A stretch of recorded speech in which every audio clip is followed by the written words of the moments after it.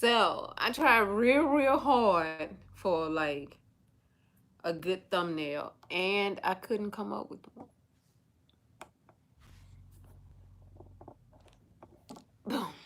So I tried real hard for a real good thumbnail, and I couldn't come up with one. But I did want to come back just because I knew I was coming back on today, just because today is mental health awareness. As we hear motors rooming in the background, today is mental health awareness, and being a person who is very much aware of their mental health, I decided to just come on and talk to you guys a little bit about being aware of your own mental health. Like, I feel like that's like important, of course. So like, it's very important. Like, it's the be all end all to know um how to be like okay, so let's see.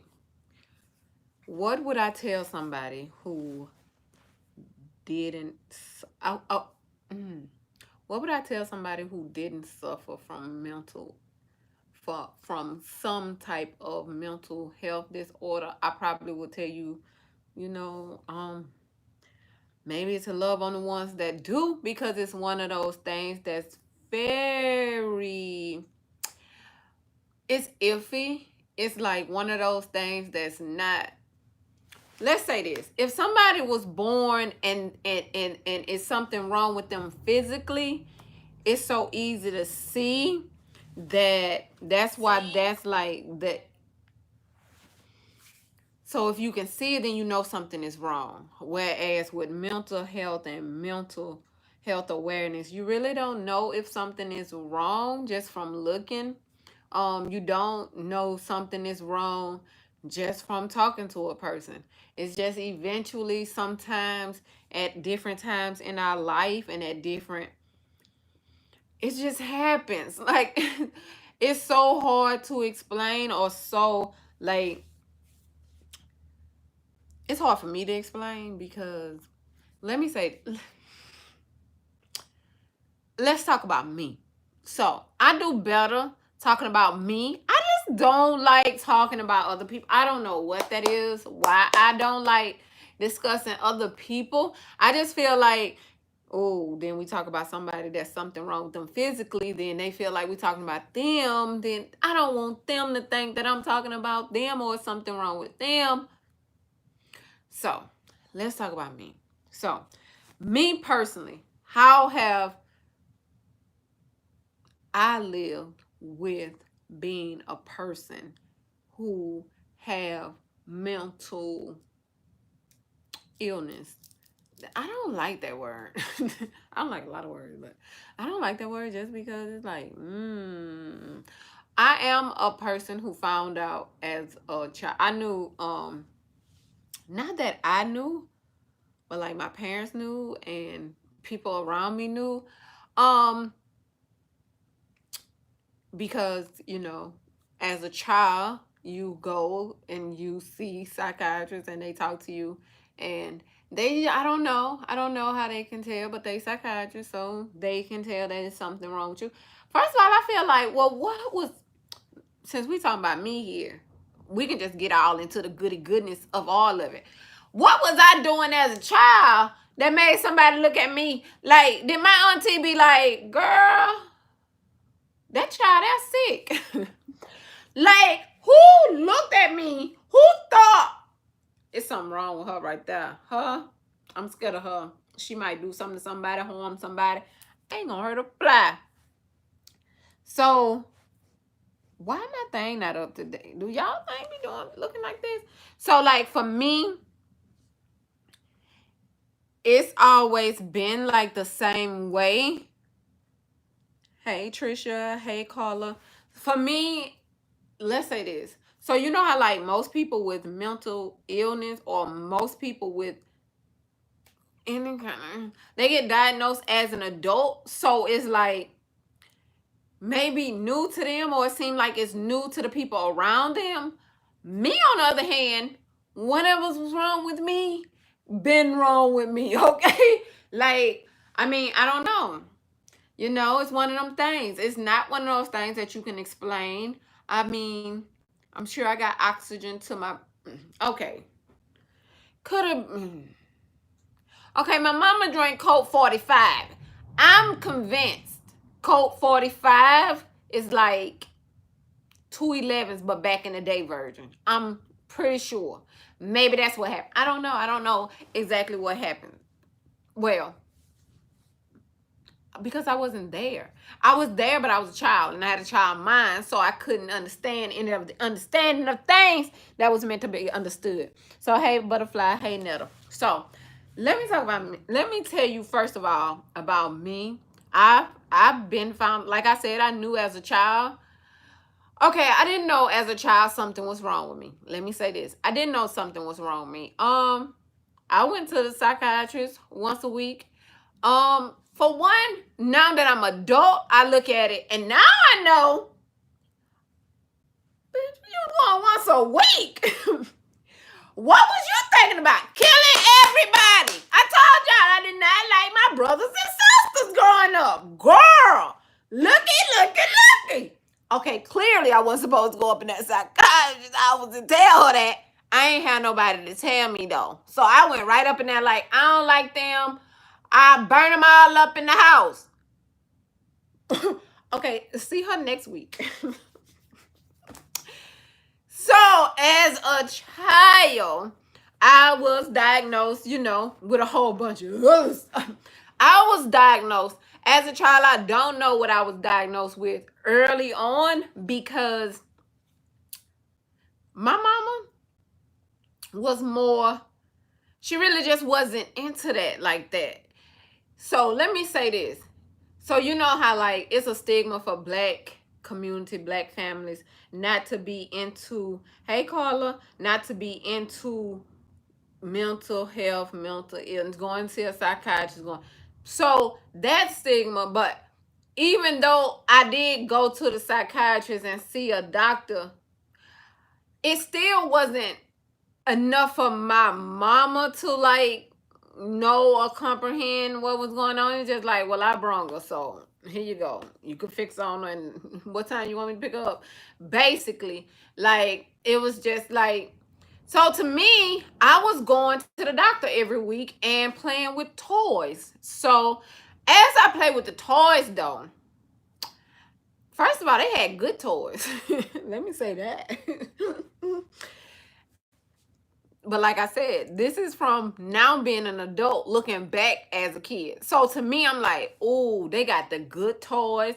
I wanted to go because they had good toys and they had like games that you can play on the TV. Girl, we didn't even have cable. Girl, we didn't even have an antenna on the TV. Girl, we barely had channel 3. Girl, my brother used to have to hit a flip, do a 3-point stand, hold the antenna, and don't move for us to get channel 10 so we could watch Matlock. And we weren't even that interested in that. So just know, okay? So to go to the doctor was like, oh, they got the good toys. That's all I wanted was the good toys. Now, in order to play with the good toys, she said, I got to talk to her. Well, I didn't like talking. At first, I didn't talk at all. Like, you know how they keep switching your doctors because you won't talk to nobody? So it's just like, I'm like, I just wouldn't talk to nobody.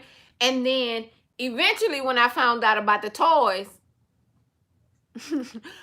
oh, you'll give me that toy if I talk to you? Because she had a doll that was behind her. And I really wanted that doll. And I guess she saw me staring at the doll. She was like, you want this doll? She was like, well, you got to talk. What you want me to say? I bet she was like, this little heifer can talk like regular too. Because when I tell y'all, at first, I went for like the first 3, probably 6 months. Nobody in the doctor's office never heard my voice. Girl, she was like, all you got to do is talk. What you want me to say? She was like, I just want you to tell me how you feel. I feel better if you give me that doll that's behind you. I mean, what's up, Miss Lady? So To me, when I look back on just little stuff as me being a child and me being an adult, I really ain't changed much as far as, you know how like you look at your adult self and you be like, okay, well, this happened and this happened, and that's what made me stronger in this way. No, I've always, you know, I like, dang, why I'm such a bitch? I've been a bitch. It's just like, oh yeah, I've been that way. Like, I was a bitch as a child. Like, it's not funny. It's not funny.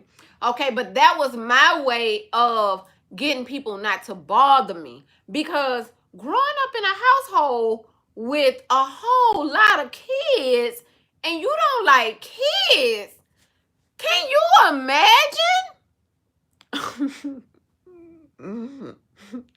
Pam, you ain't lying. Can you imagine, like, I was a kid, but even though I was a kid, I still didn't like kids. Like, it's like, oh, they so annoying. Like, so going to the psychiatrist, and then as I began to open up, I don't know what I was diagnosed with as a kid. All I know was we had medicines and I didn't have to take them. So I didn't have to take the medicines because just because my mama said I ain't got to, I ain't got to. So I didn't have to take the medicines as a child because my mama said she ain't letting them folks dope me up because I'm her baby. They ain't finna dope her baby up and have her around here like no zombie. Now let me tell you something. My mama never gave me one pill. So I don't know what a perception of that it was going to turn me into somebody else. She never gave me the medicine to try it. So we never know. So I never took the medicine. And my mama told me I was going to go to the doctor and tell the doctor that I'm taking the medicine. Don't tell them folks you ain't taking that medicine. They're going to lock your behind up. So I lied and said I took the medicine because I didn't want to get locked up. Same Tina. Girl, let the police put me up. Yes, sir. Because I don't want to get locked up. Okay. So, boom. I was telling the lady I was taking the medicines. Well, because they watching you, it's like, oh, well, she still want to burn up them. She still don't like her brothers and sisters. The medicine ain't helping. She just don't like them folks.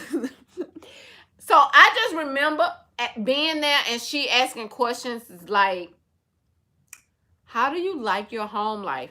I knew not to tell her. My mama told me stuff that I wasn't allowed to tell her. I wasn't allowed to tell her that my mama had beat my ass the night before in the tub with a switch too. And if I take my pants off, you will see the marks. And that's why I got on this long sleeve shirt, because one of them had hit me across here. I couldn't tell her that, okay? It was certain stuff my mama had already told me. Don't go up in there telling them folks, none of my damn business. You better keep it on yourself. So I wasn't allowed to tell my mama damn business. So I ain't tell them my mama damn business. I told them what was going on with me. And I ain't like my mama or none of her children. Tina, stop saying that. Okay, so as I grew older, I became, I was going to say I became goofier, but not so. Because when I used to sit in with the therapist all the time, that lady used to laugh her behind off. I was a child though. I don't know what I was saying that would make her laugh. Maybe me burning up my brothers and sisters was funny to her. I don't know what I was saying. But all I know was she always laughed. I didn't understand what was so funny though. Like, what's funny? But because I'm a little girl that's like, why is she laughing at me? She's weird. All she do is laugh. At the time, though, I'm not noticing. She taking notes. She writing down. She laughing. But boo, but you're getting okay. See, now you're. She writing in that notepad. So really, all I took away from, I used to go once a week. At one time, I used to go a lot. I don't know. Sometimes I felt like at one time I was going on a daily basis. I don't know. But eventually, I stopped going. It could have been my mama. I don't know why I stopped going. I don't know. I know I was in elementary school when I was going. I probably, yeah, in elementary school when I was going. I don't know why I stopped. I don't know. I never took the medicine, so I never know. Okay, so then here we go again, because I get introduced again in middle school. Um, Now it's a whole nother doctor. It's not even the same place where I was going for when I was a child. Thanks, grown woman. It's not the same place I was going as a child. I was still a child though. I was in middle school. I was like 6th grade. And I was in middle school and we get diagnosed again. Okay. So this time I get diagnosed, they lock my ass up. I want to say this. Okay. I think my mouth was writing a whole lot of checks. That's for one. I feel like that. I feel like that now. I feel like a lot of times if I just wouldn't say what I was thinking, you wouldn't. That's kind of my MO though. Because in real life, that's kind of why I don't surround myself with just anybody. Because it's your surroundings that'll yank you up out of it. Like, I'm fine. But like, now putting me in the wrong environment, I would cluck somebody with a ball upside the head. Like, bro, don't disrespect me. Don't come over in my face with that. Like, don't do that. So, yeah, it's kind of your environments have a lot to do with it. Me personally, if I would say one of the main things that will keep you grounded and can keep you settled is your environment, your people that's around you, who's around you, why they're around you. All of that matters because people offset what you already have going or what's already in your mind, what you already have to go through as a person. That's why I refuse to be anywhere or be with someone who's not with me as a person. Like, how can you be with somebody and you just want to be with them as this and it's okay, you want to do this with it and then that's it, and you provide a little something for it and then that's it, but you don't get to know or me, the person, who I am, what's wrong with me, how I'm feeling, why do I feel such ways. You don't even take the notion of caring. See, care is a thing that's for me is it's not an abundance. For one, people really don't care about you. People like you, but they don't care about you. People can even love you, but they don't care about you. And caring about me is a bigness for me. It's so big and it's so huge to me because I'm a person that needs care. I'm a person that need caring for. So for that not to be something like that's, to me, I feel like people date people on a consistent basis, on a continuous basis, but it's like there's no care there, there's no, and you only want to date me because I'm a woman. Like, all of that is like, that's not good for your environment, it's not good for your health, it's not good for your mental health. But we'll get to that because remember, I'm still in 6th grade. So boom, I'm in 6th grade and for some reason I have to go to another doctor. I don't know. I can say this. I remember before the 6th grade situation, I had gotten a fight at school. Now, what happened was, I don't know, these boys was picking on this other boy. I don't know. We was fighting, okay? A fight broke out. It's a fight. It's a fight. I don't like to see people pick on other people. Like, stop picking on. I don't like that in no shape or form. I don't like that people sit up on the internet and just be like, oh, look what she had on. She's so sold. I don't like none of that. I don't like no, even if, like, let's say the Kardashians, because they such a, anybody like that, Beyonce, I don't like that people sit up and tear at people. I just don't like it. It's so, even though to you, you feel like that's not a person that you know, so they don't know that you tearing them down or talking about them, but kind of, and it's like, I just don't like, I can't deal with it too much in person. If it's over there, it's okay. But in person, I can't sit up and watch somebody hit somebody, bully somebody, even just if the person not there for that. Now, if you at me or somebody like me and we with the shits and we just finna shit here and just go back and forth at each other, oh, ball that bitch, oh, stole that bitch, like, then okay. But if a person not with it, then that makes you an ass. And I don't like that. So when I was as a child, I got a child that's like that. She got in a fight at school defending somebody else. It's like, why did you fight? She like, I don't know. I just I just didn't like that they was picking on her. And it's like, you really can't. I understood my little girl because I was once my little girl. It's no pre-plotting, but your imagery also has something to do with it. See, I was quoted in 6th grade as a class clown. So being a class clown and then you have a fight, okay, you're a problem, Miss Missy. When really I wasn't a problem. I was just a clown because people found it funny. But the fight happened because of somebody bullying somebody else. And it's like, no, you ain't gonna pick on her. Period. So after the fight at school was, you know what? With the first time I had a fight at school, it was in kindergarten that I had the fight, and I held the little girl. Y'all, Tina, this is not gonna be funny. Y'all know in kindergarten you had a sink where you wash your hands. So when the teacher came in the classroom, that's where I had her head. I don't know why that little girl didn't like me.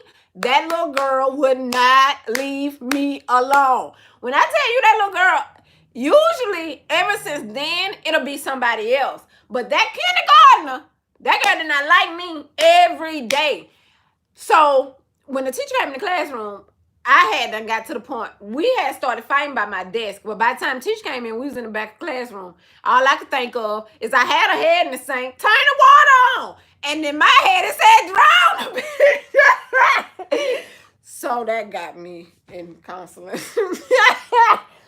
What told you to turn the water on, Tina?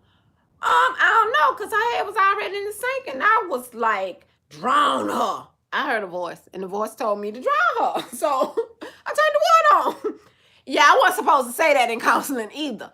That's when that one came. 6th grade, I had another fight with some boys. It was 2 brothers. And then back in counseling. Why I always got to be the mother sucker to go to counseling? So now I'm in counseling again after that fight. That's the only thing that I know of that's like causing me to just go to counseling. I don't see nobody just saying, I don't see incidents happening at home or like my parents or siblings, like, I'm scared of her, like, take her to go get her checked out. She might be woohoo. Yeah, it wasn't none of that. The only thing I could think of is like a fight or break out. Life is hard, Michelle. So, after the boy fight, so I went back. When I went back this time, like I said, they end up keeping me. Now, let me say why I think they kept me that time. Every time, it's going to be my mouth. I'm telling you. So, what happened was, me and the little brother was fighting, and I was beating him up, and his big brother came in. So, I can't beat that big old boy. So, the counselor was like, well, why? She was like, well, why did you pick up a weapon? I'm a girl. Hello? He was bigger than me. What is that? Like, I don't know. So, apparently it was something wrong with me because I needed a weapon for a boy that was bigger than me. It was a garbage can. Okay. Anyway, so that happened. The fight with the boys happened, and I'm back in counseling, and she asking me why. So why did you hit him with the garbage can? He bigger than me. Like, it was almost though I felt like, okay, is you listening to listen? Because are you listening just to diagnose me with something? Because ain't nothing wrong with me. I fought his little brother because he was picking on that boy. And then the big brother came and hit me in the back of my head. And I picked up the garbage can and then hit him with the garbage can. He was big. Ain't nothing a lick I could have did would have did to him. And then I stayed in like a overnight, what they call it? Overnight evaluation. So I stayed in for overnight evaluation, and when I went home, they gave me medicine. This time, they gave me the medicine. This time, I had to take the medicine. It was like, Tina, you got to take the medicine. I wasn't a big, I'm 6th grade. I'm 11. Give me the medicine, whatever. Can I get a waffle now? Like, I wasn't, boycotting the medicine. So I took the medicine. I don't know what the medicine was for. I'm sure my mama don't either. I don't know what the medicine was for. I don't remember. I know I was going to the counselor almost like, I was going like, I think every day at first, and then it went the opposite way. I started going every day. I went every day that I was suspended from school, and then when I got back in school, I started going once a week. So when I'm taking the medicine, I don't know what happened. Okay, all I know is my best friend got in a fight. And when my best friend got in a fight, I was just like, because, when your best friend is, bro, we 11. I don't know what they was expecting of us as kids, but and not only was we kids, we were like the kids from the hood. Duh.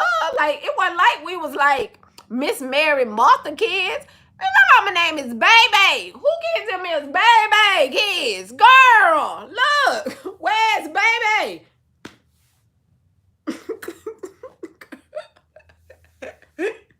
Tina, if your mama, girl. Okay, so anyway, so my best friend got in a fight. I was rooting her on because I don't know. That's what you do when your best friend went in a fight. You root. That's a thing, right? Well, according I posted, I've been rooting for a fight, even though I'm 11. Like, I don't have the comprehension skills of a fight shouldn't be happening. But anyway, so I get in trouble for rooting for my best friend for her fight.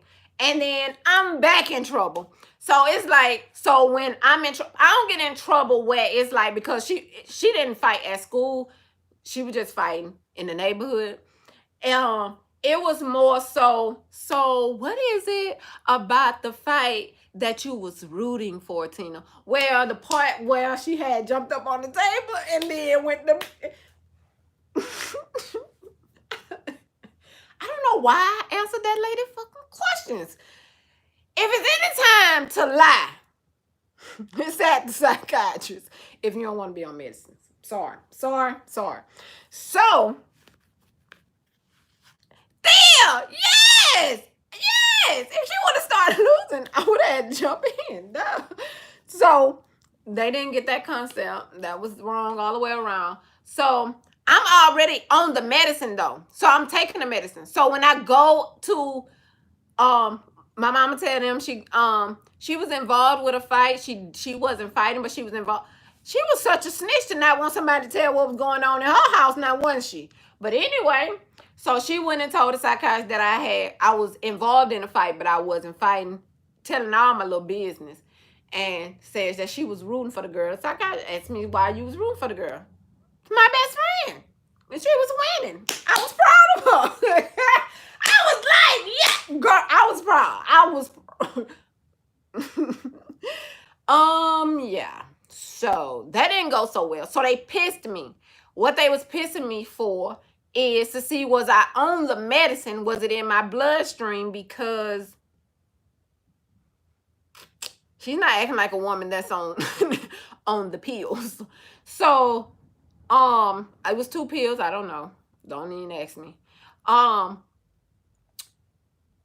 They pissed me. I was taking the pills, and then she was like, she wasn't talking to me. I heard her talking to the doctor man that I only got to see. Like, you only see the doctor like, I only see him like once every 6 months or something. I ain't see him often. So the doctor man, I heard her talk to the doctor man like,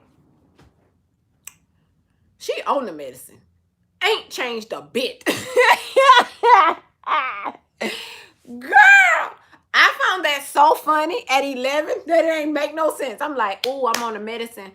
So the doctor was like, well, if she's not changing, well, then that's what's wrong with her. So I was thinking to myself, so I'm not getting it then. I'm not getting like, what you mean? So basically, the doctor was telling her, you misdiagnosing her because what you saying she has, she don't have. I don't know what they was trying to say I had. I don't know. All I know is one thing. What they switched, she sent me to him. No, he took me from her and gave me to an older lady. The older lady put me on Ritalin. I do remember her putting me on Ritalin. And then I got on Ritalin. I stayed on Ritalin like a couple of months. The girl ain't changing. The medicine, I don't know what's happening, but I wasn't changing. And I was taking the medicine. So everybody was getting lost. I mean, at that point. So, I kind of was calm, cool, and collected. Like, not that. Okay, the first fight I was in kindergarten, and then that fight I was in middle school. I really didn't have to fight much after that. First of all, I learned not to fight at school, period. Okay, then I learned, like, stop telling them how you really feel. And that's when I went to the point where I started going to the doctor and I started not saying how I really feel. I started lying. I started saying, I love my mama. I love my sister. That's my favorite sister. I love her to death. Girl, those lies held so tight that today, I still love my sisters and brothers.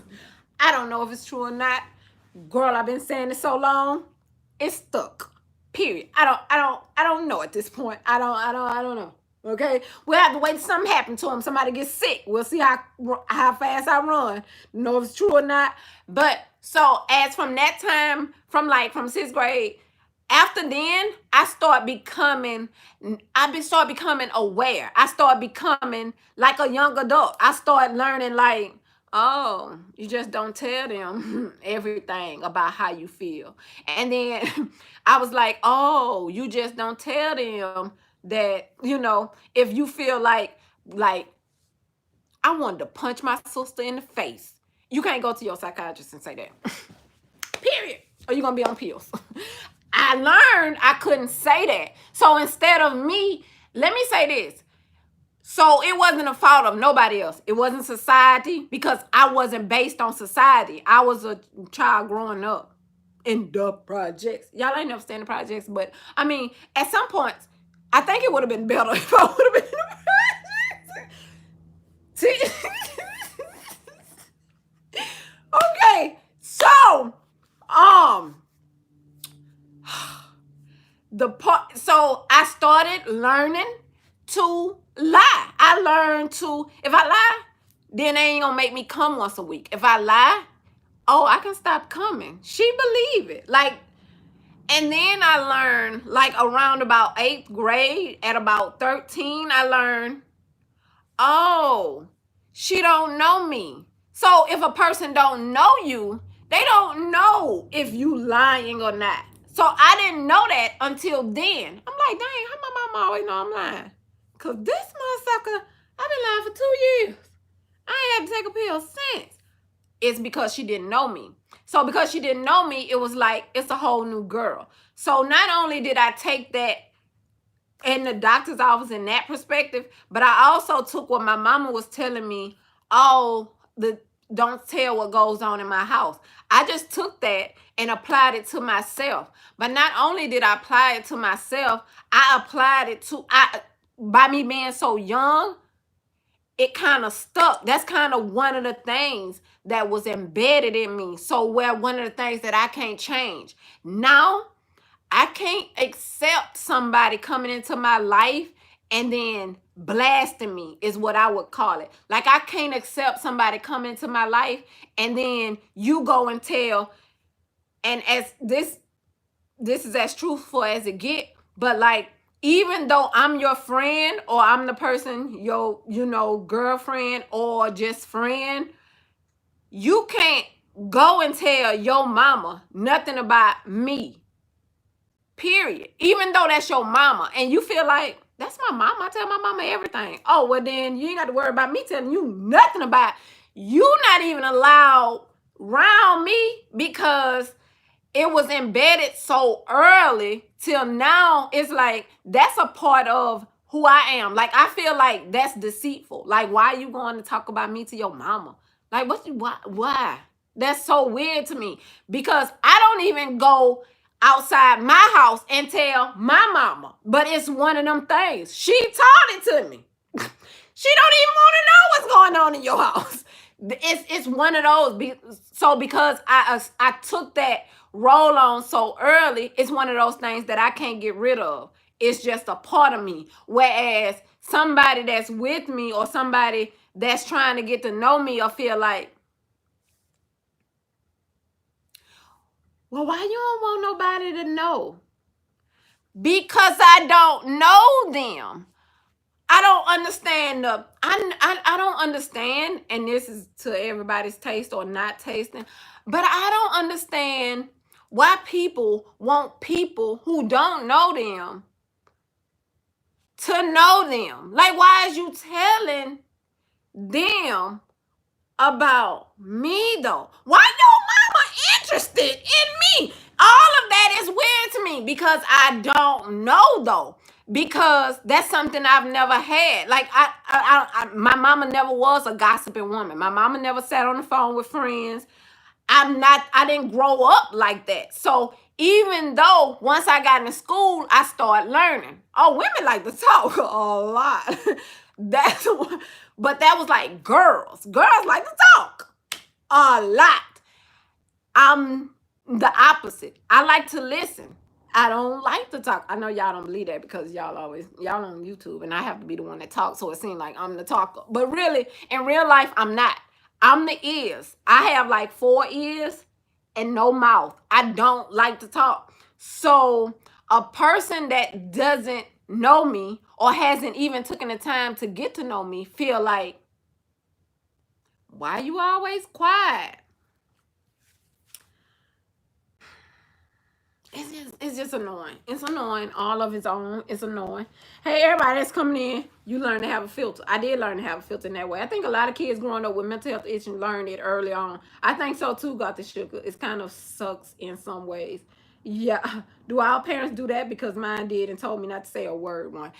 I don't know if all parents, I think a majority of us with issues have. But yeah, I think everybody with issues had that problem. It's one of them things that we had. Well, I see it coming over here. Sometimes people share. Sometimes people share because they don't know what to do or how to handle the information. I agree, grown woman, to a certain extent. But this what I'm saying. First of all, I'm not gay. Okay? That's one. 2, if I'm accepting you in my life, that means you are a man. Now, see, that's what we finna cut this in half and we gonna say, oh, I thought you was a man. Because to me, that's weird. As a man, I feel like where I'm weak, you supposed to be strong, my brother. So you taking something as that I'm taking, that I'm confining you as because you're a partner at this point, and then you take it and you giving it to a female, bruh. Bitch, if I want to know a female to know what the I was feeling, I'd be fucking a female. The fuck, girl, woo, woo, girl, that makes me hot. Just think, don't make me think about it, grown woman. I don't like thinking about situations. It gets me hot. So anyway, I feel like you as a man that. Okay, just tell me off gate. Yeah, I ain't no man like that. Because if you got to go tell your mama how I'm feeling to, look, how about I just take you out the equation and date your mama if that was the case? Other than that, let's not. Period. I don't get that. I don't get that. Say something else to make me understand, because I still don't understand. Not being a man, that don't make me understand that. That's so weird to me. So, and then we have the Okay, so as I grew up, that made me become more aware. Like, okay, you're this way. Okay, I knew how I was. I learned as a kid that kids get on my nerve. I knew that. I knew a lot of things. I started paying attention to myself. I started seeing what wasn't like everybody else. So I started being like, I asked my sister, how you feel about him? And she'll be like, oh, he's, so I'm like, girl, that man gonna rape you. You better not go up to that man and tell him nothing about, because I'm not like her, because she's not, she don't, she not, all her stuff is working, like, so she act like a little girl, so all her little fuses pop in her mental that works. She like, oh, I like him, he nice to me, girl, he nice to you, he gonna rape you. I'm like 12. Tina, you should not be telling other siblings that at 12. But like, I couldn't make myself not think the things. But I felt like everybody thought the things. Like, you don't think the things? No. So whereas I said, when I had to fight with the little girl in kindergarten, it wasn't me. I talk to me. I know what me sound like. I know what me sound like in my head. When it said turn the water on, that wasn't me. I didn't say turn the water on. I was fighting, true enough.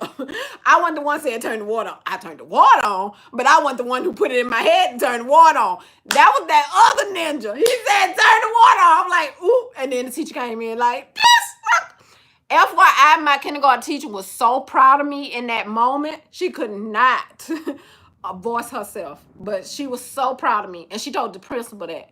That's how I know. I heard her. You know how they got glass doors, but you hear right through the doors because there's no insulation or nothing. So she was like, I'm so proud of her. That girl been picking on her all year. I'm surprised she lasted that long. You welcome, grown woman. I'm near of guys telling their mama stuff like that. It's weird. Yeah. So as a child, before I had sex, I've never been a victim of child molestation because I'm already messed up. Girl, look, she don't need no help. She already messed up. Okay. Girl, look, I couldn't be put in a position because I always thought that. Like it was like I say I'm into true crime. It's like it's always been in my head. It's like, girl, why that older guy even coming over here to speak? That's rapist material. That's what older men do that rape little girls. You better go in there and take that skirt off. But I was way too young to think like that. So, I don't know. So as we grow up, and then it couldn't even be the TV then because we ain't have TV. I told you, we only had 5 and 10. So as I grow up, I'm still the same person. I still have the same mind frame. I still have the same. To me, I'm the same. But to people, to psychiatrists, to doctors, to everybody else, I'm not mentally well though. Like I'm not like you. Like if you mentally well, I'm not like you. I can't function like you. So whereas, I mean, I recognize it to a certain extent. I knew at a young age that I could not work among other people. Girl, look, I have a problem living in the same house with other people. Like, I am one of those people. Like, you will see my reflection more when there's other people around. But you will see me when I'm at home, it's more so of being at home. Let me say this. So, because this can be long. It's already 44 minutes. Y'all, I could be here talking forever if I just talked about the stuff that just be in my head. So let me say this to y'all and be just honest with y'all. Y'all better not report this goddamn on video. And girl, look, if one of y'all are psychiatrists and you watching this video, shove it up your ass, okay? I'm gonna dispute everything that was said. I'm saying I ain't say that. Y'all better not send no police to my door and say nothing that I'm suicidal, none of that. This is just my truth. I just want to talk to y'all about me, period. Okay, so let's talk about me being an adult. I just wanted to give y'all the insinuation of me as a child just to get that. Let me tell you why I gave you me as a child. Me as a child hasn't changed much from me as an adult. Y'all, when, like, okay, example. If I'm on the interstate and I'm just driving on the interstate, if I get off, well, no, if the interstate start to curve this way, that voice in my head that told me to turn the water on to put that little girl under the water, that little voice still comes to me. And that voice, I still hear it. That voice tells me to run my car into the guardrail. That voice tells me to do stuff of harm all the time. I've never sliced a wrist. I've never, even if I would harm some. Okay, and we back. They interrupt our video. Okay, so that voice is still there. The voice never went away. It's just certain times. That voice is called anxiety for some people. That's what I call it. Okay, the voice is called anxiety. I don't know why the voice be saying running to the side of the interstate, but it's still anxiety. It's the same voice that tells me when I'm on the passenger side of the car that we finna wreck. It's the same voice that tells me that 18-wheeler is about to kill us. Like, it's the same voice. The voice is just there. So you know how you live with something all the days of your life. So to you, it's normal. It's normal because I know I'm not gonna do nothing that ignorant ass shit that you talking about. What are you talking about? But some people don't have the mental strength in whatever it is that's alongside of whatever else that they going through. Now, let me say this. Earlier, I said it takes you to be in a place to be stable because that voice. Now, if I was already shaky and on a loose foundation where the man taking me through it. Oh, I couldn't pay my rent last month. If like I'm struggling and you already going through a whole lot of and you lost your kid or you in the hospital, your mama gone, all that, and then this voice tell you on in a. Okay, now see, that's when shit start colliding. Period. That's when shit start colliding. I feel like it's my foundation, and let me say, my firmest foundation is God. Now, let me say this. I don't want nobody to feel no type of way, even if you're not a Christian, even if you're not saved, any of that. I'm just telling you what's my first foundation. That's my first. Everything else come after that, but that's my first foundation. So that's my first. I don't know what your first is. You use your first. What you use your first for? I hate my therapist.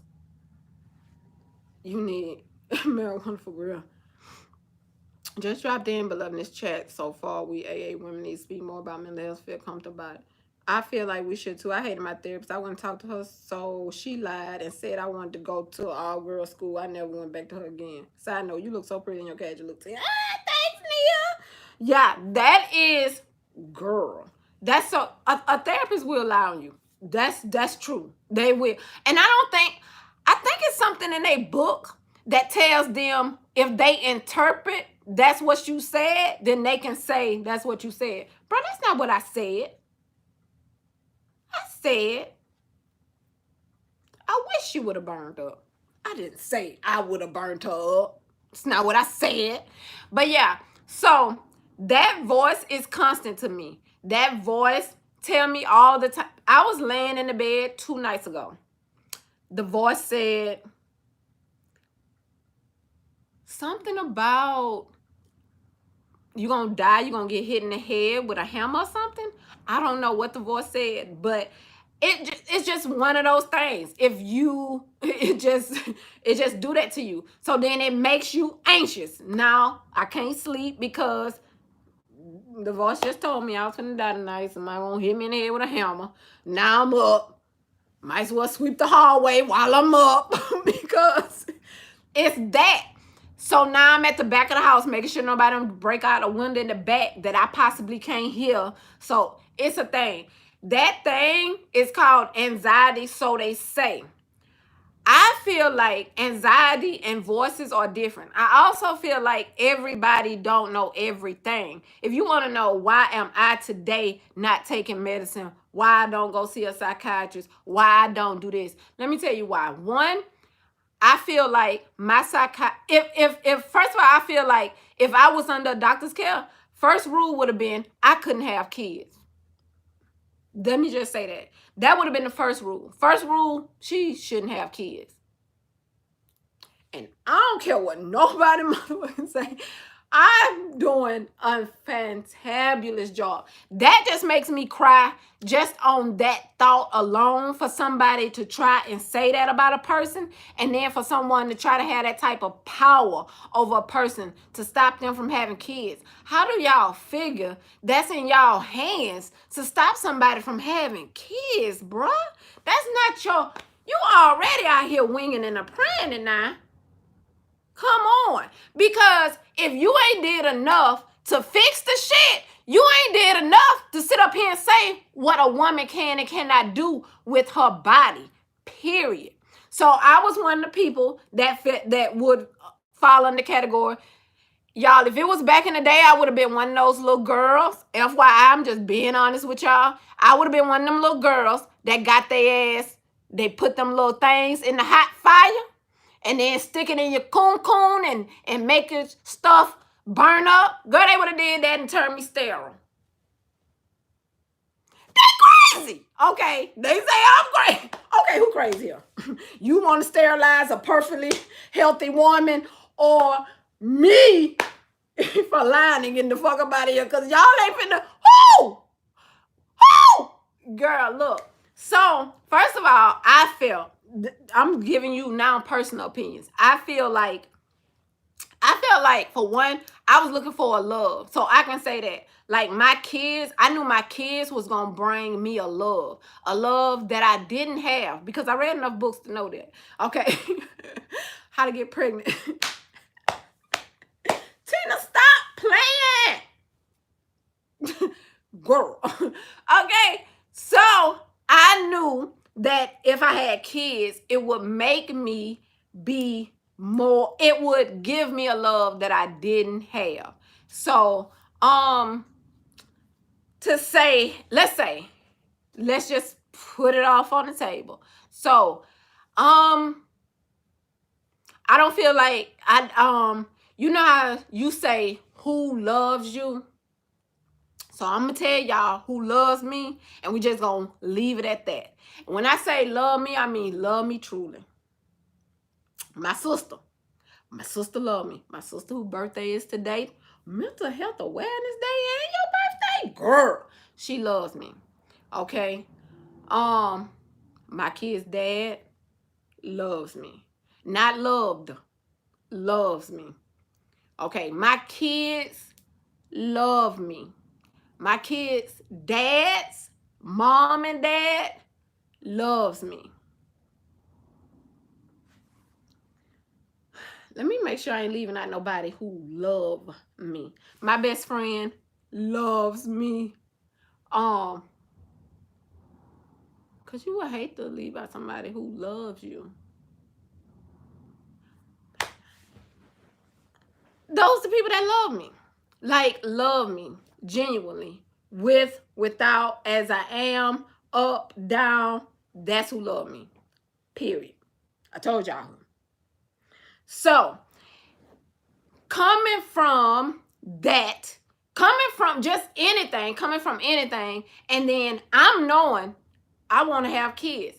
I didn't want to have kids for the reason every girl my age wanted to have kids. Basically, me and my best friend wanted to have kids for different reasons. I wanted to have kids because I wanted my little girl to love me. My best friend wanted to have kids because she wanted her baby daddy to love her. And those was the reasons. So, the reasons. I've never known a love like my daughter's. The only feeling I can't completely describe. Girl, yes, Nia, yes. I want to have kids so bad, but I struggle with the thought of I shouldn't have kids because I deal with depression. Actually, it's a whole nother love. That love gonna push you through. I'm telling you. It's what gets you through.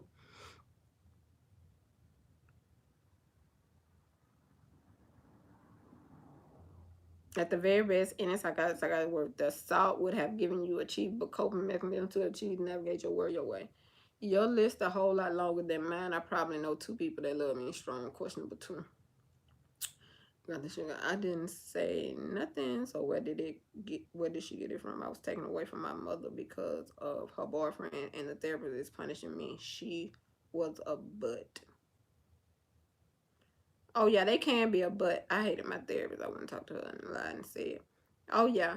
The first part was based on what Tina said. The second part was for you. I think in your case, she was just making stuff up. Yeah. So it is one of those situations. So I wanted kids because I wanted love. Like I wanted not only that, but I wanted to give love. Like I wanted to give love to somebody who didn't. Now at the time, I didn't know at this particular time, I didn't know my kid's dad loved me. I'm sure at that time he probably didn't. We were just smashing. We was young. We was smashing. Now my boyfriend, now my girlfriend. Okay, girl, we going to the mall and the movies and stuff. But at the time, I'm wanting love. Like I'm wanting what love is because I've heard about this thing. It was like for me, love was like the exact opposite of everything I've known and been through my life. So let me say this. That's when the mixing of the juices happened. I had to let them mix, Nia. I ain't had no other way, Lord. Okay, if I could have swallowed, I would. Okay? Nah, you asked for it. Okay, so the I wanted kids because just like I knew every bad thing. Like I knew that man could do this. I knew that that man could do that. I knew that I knew like just about everything. Like I knew, let me say this. I knew everything about bad. Like I knew not to trust her. I knew she said, okay, let me tell you about being different or being, I would say I wasn't the outcast, but I was the quiet child. Being the quiet child, you hear everything. You know everybody's secrets. You know everybody's business. It ain't for you to tell, but you know it. So I knew everything about my mom. I knew my daddy. I knew he wanted shit. I knew she wanted shit. You know what I mean? So because I'm quiet. So by me being a quiet child, people don't see you, especially adults. So they go about their day, they talking on their phone, but they doing what they do, or they talking about you, or they talking about other, but you in ear range and you hear. So it's a matter of, so knowing things is half the battle. That's one. Okay. So everything I knew was bad. I didn't know good stuff, to be honest. I didn't know, to be real honest, like I didn't even know the peace of being at home. Like I didn't know home could be peaceful. I didn't know none of that. I thought houses was just like in and out and pop, and there's a whole bunch of people and it's everybody everywhere. That's why you know, like you got, you know, girls over here in the room with boys. Do you even know it? Like it's too much going on because there's too much going on in this house. For it to just be 2 adults. You need about 3 more adults to see y'all what's going on. But for me, it was like I knew all the bad. I knew all anything that could be considered bad. I done thought about it. The voice in my head keeps me up on all bad shit. Period. He don't let nothing get by. When I tell you nothing gets by, he tells everything. It's like walking around with the devil himself and he telling you everybody's secrets that you live with, and that's all you hear. Like, she don't like you. Just a whole bunch of. So I just wanted a baby so I can, you know. And then to hear from them people, it's just like, I wouldn't advise you to get pregnant. You shouldn't have kids when you get older. So you and your mom will talk about that. But at that time, I wasn't even thinking about sex, so it wasn't even up on the table. I was in middle school. Who fucking in middle school? I ain't know people was in middle school though. Everybody, Tina, everybody fucking in middle school. But I ain't know that. So I'm like, who fucking in middle school? Oh, everybody. Everybody but you. Okay. So then it came to the point where when I became where I started wanting sex, because I didn't start wanting it until my kid's dad. And then it's like, oh, then you start seeing what's around you. But it also opened my eyes to the whole psychiatrist and the doctor stuff. I'm like, yep, don't want to go down that path. Now, I did talk to, now my kid's dad at the time, I mean, he young too. But to say, he not like me. So he come from, you would call the other side of the tracks. So y'all know, so he come from, I mean, we just whole different class of people. You know, you got the lower class. I'm down there with them. You got the middle class, and they more up there with the upper class. They more, they the other side. They ain't like us. How like they say, how they say the good girls want bad guys? Well, that goes both ways. Because the good guys want the bad girls. I was kind of one of them. I would be in the category of that just because I'm from the hood. All hood girls are bad. Oh, who told y'all? I hate whoever started some white woman. No. But wherever the myth come from, that everybody from the hood is, evil and deceitful and lies. I don't know what. Girl. Jesus Louise. So I was to him a bad girl. He knew I wasn't a bad girl. Okay. I'm just saying, image wise, like as far as people outside looking in, it would look like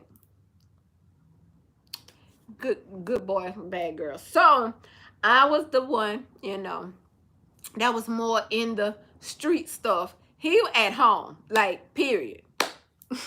Like parents. Like, what is you doing outside? Y'all heard, what was that? T.I. like, girl, your mama ain't never at home.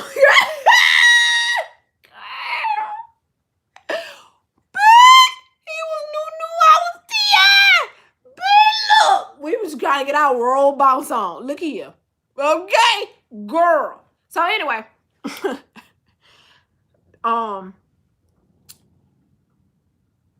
he don't really.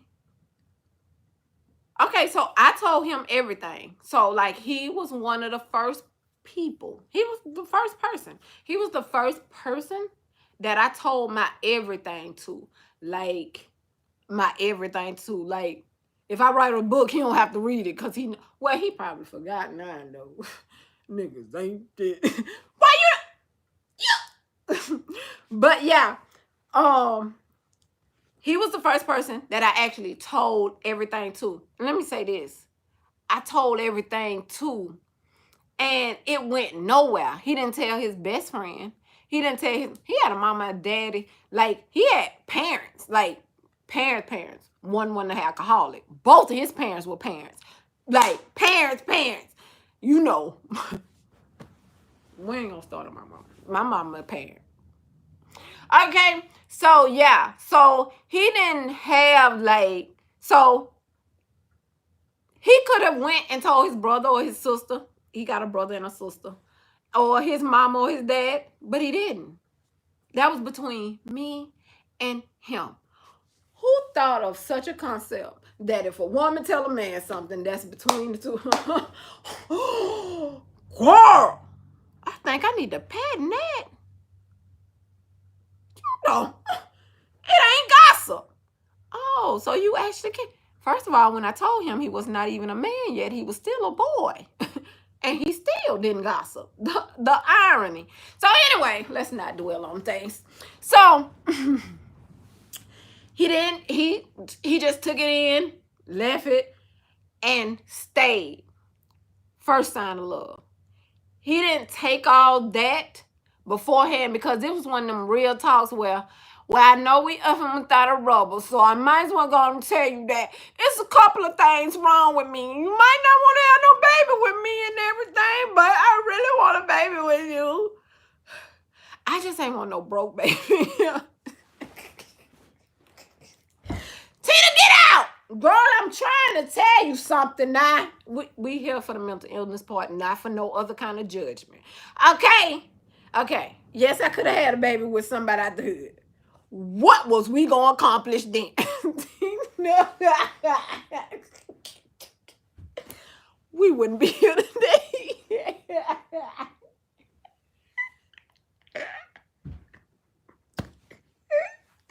He was trustworthy in that way. Let's keep it. Okay, so yeah, y'all. So he didn't judge me. He left it how it was and left it between me and him. Let me say this. From that day forward, nope, I've never told nobody, like, just my life story, beginning to end, how everything went, how I grew up, what happened, incidents that happened, like none of that. I have learning lessons from things, but like I still never told nobody what this learning lesson was or what this one was. But him, I say this to say I've never, so knowing that I've been in approximately about 6 relationships since him, it's weird that I've never had that trust. That's why I'm single now. That's why I won't hop into another relationship, because I wasn't even in the relationship for the reason to be in a relationship. I was only to. You better not say that on the thing. Everybody don't come get their money. Get my money back. Get my money back. Get my money back. I have not been in a relationship for love, period, since. Just say, hey. So it was more of, they be peer pressuring you. Shoot. All right, well, if you gonna buy me that, then yeah. See? Now I'm in a whole relationship. Just because you want that car. Well, it was a nice car. That relationship wasn't so damn nice, now was it? It was in the beginning. They all in the beginning. It wasn't even them. That was their representative. So anyway, I've never felt comfortable with nobody else since then, which proves I shouldn't even been with nobody else, because clearly. To be that. But let me tell you what different relationship just taught me different things though. That's another story. That's not for mental health. That's for physical health.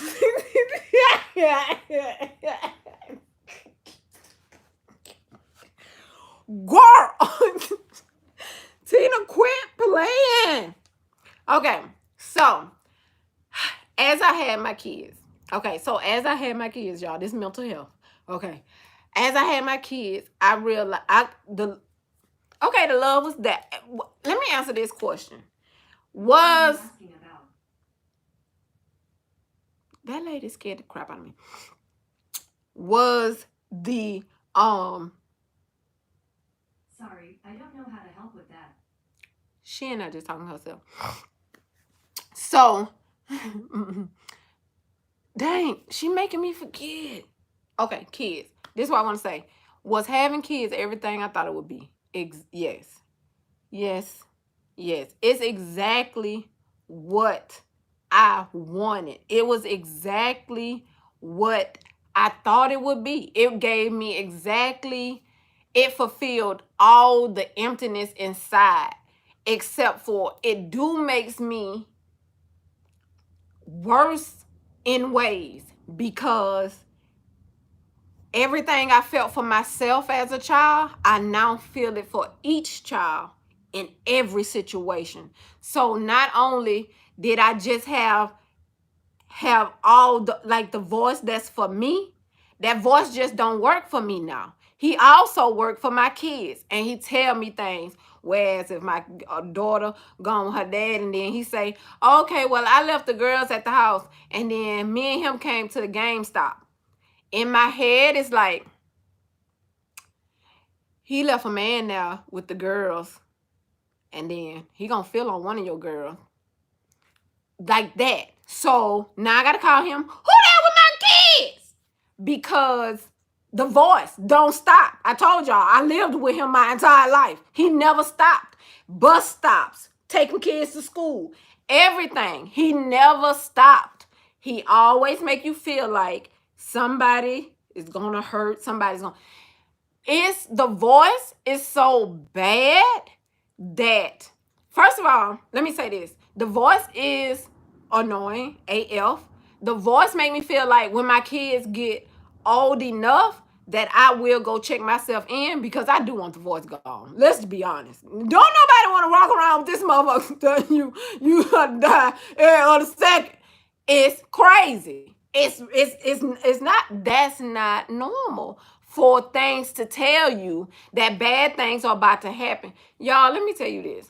I done mourned my kids separately because of the voice. Like, he is, I don't know how to explain it. I don't know, because it's mental illness. I don't know how to explain it. All I know is the voice don't stop, and it tells you stuff, and it will do it towards it. Is no exemptions. Whoever he can tell you to do or go or say, and Lord don't let nothing happen, and you got to rush there. That voice is passenger side, and he done buckled up. He like, I mean, he done gave you the worst case scenario for everything. Everything. Everything. Everything is worst case scenario. Every time my phone ring, I jump in real life. Not jump for joy, not be happy about it. I'm scared because it's y'all like, why? You know, it seemed like it's normal because I can make it as normal as I could. I mean, I have kids to make it normal for. So I know how to make it normal, but I know it's not normal. You shouldn't jump every time your phone ring, because I feel like something bad is bad news. Even if I'm talking or I'm doing something that's making me happy. Soon as the phone ring, he jumps in. He instantly there. Somebody got hit. Somebody finna die. Somebody, it's bad news. Sometimes I don't even answer my phone because it's already done told me that it's bad. It's just, I don't know how to explain it. It's something that don't stop. It's mental illness. It's something that don't stop. You either live with it, or I would rather, I mean, let me say this, and this is as real as I can say it. I live with me being me. I feel like this is who I am. And it just is. Like, yeah, you can go and if I went to, let's say this, if I went to the doctor and I ain't got to go to the doctor. Somebody call the police and say, she hearing voices. If you actually go to the hospital and you tell them folks you hearing voices, your ass going up on the 7th floor, you're not coming back down for at least 7 days till they get done. And then when they get done, you either go into an in-house facility or you getting some medicines, just period. That's not, see, I feel like that's taking me outside of my element. My element I can survive in. I feel like this is me. So if somebody acts like, to ask me, am I normal, or to ask me, that's one of the iffiest questions that a guy can ask me, like, is you crazy though?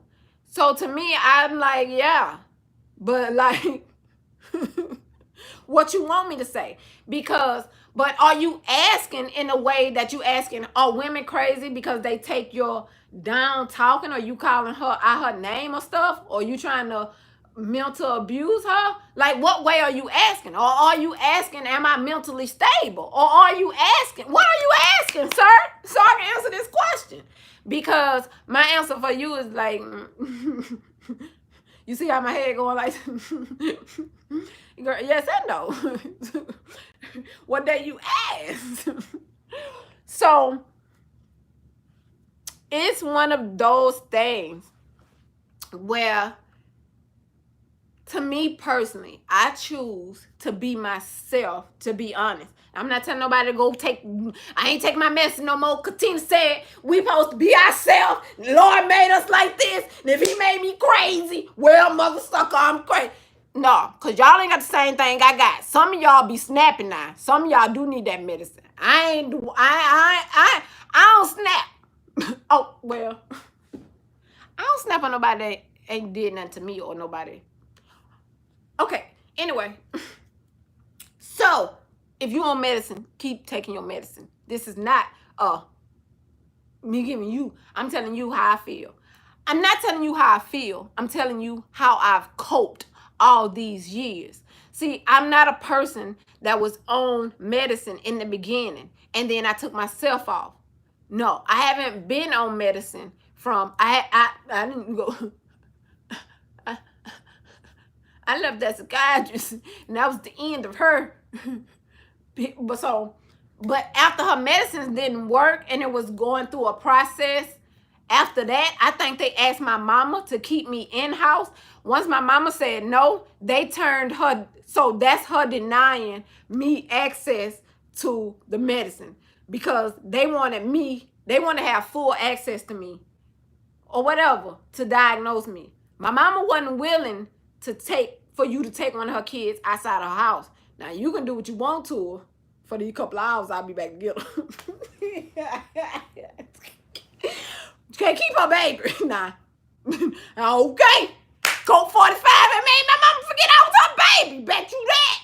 Okay. Thanks, mama. Because girl, don't tell her what the Pope would have did to me. Girl. So, yeah. So, I'm a person that learned to cope without it. I'm a person that learned that's who I am. I've learned that I can't stop it. I can't stop the voice. I can't stop myself when I'm okay. So I guess we'll talk about the funk. I'm gonna have to charge up the battery. Let me get a charger because we gonna hang up. And I ain't making this video no more. We gonna get it all out in this video. So we just have one video up. And whenever somebody in the mood. Okay, can y'all still hear me? It's all about what helps an individual cope with life in a healthy way. The views and specs are due to Tina's experience. Do not try this at home. Ooh, exactly. How do you even bring it up, though? How do I bring what up? Got the sugar. Okay, yeah, so y'all can still hear me. So, let me say that. Okay, that was one. Do I feel like, I feel like I would be, diagnosed with like about 3 different mental illness.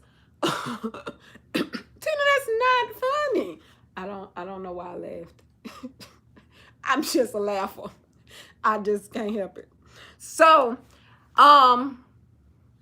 let's talk about the funks. So, me being in a funk. Let's see, can I remember my first funk?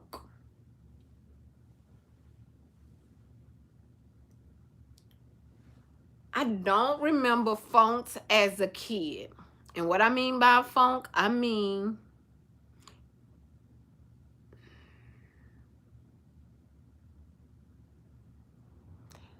letting yourself go. I mean, just not coping with life. And also, like I just told y'all, I decided to cope and just be me.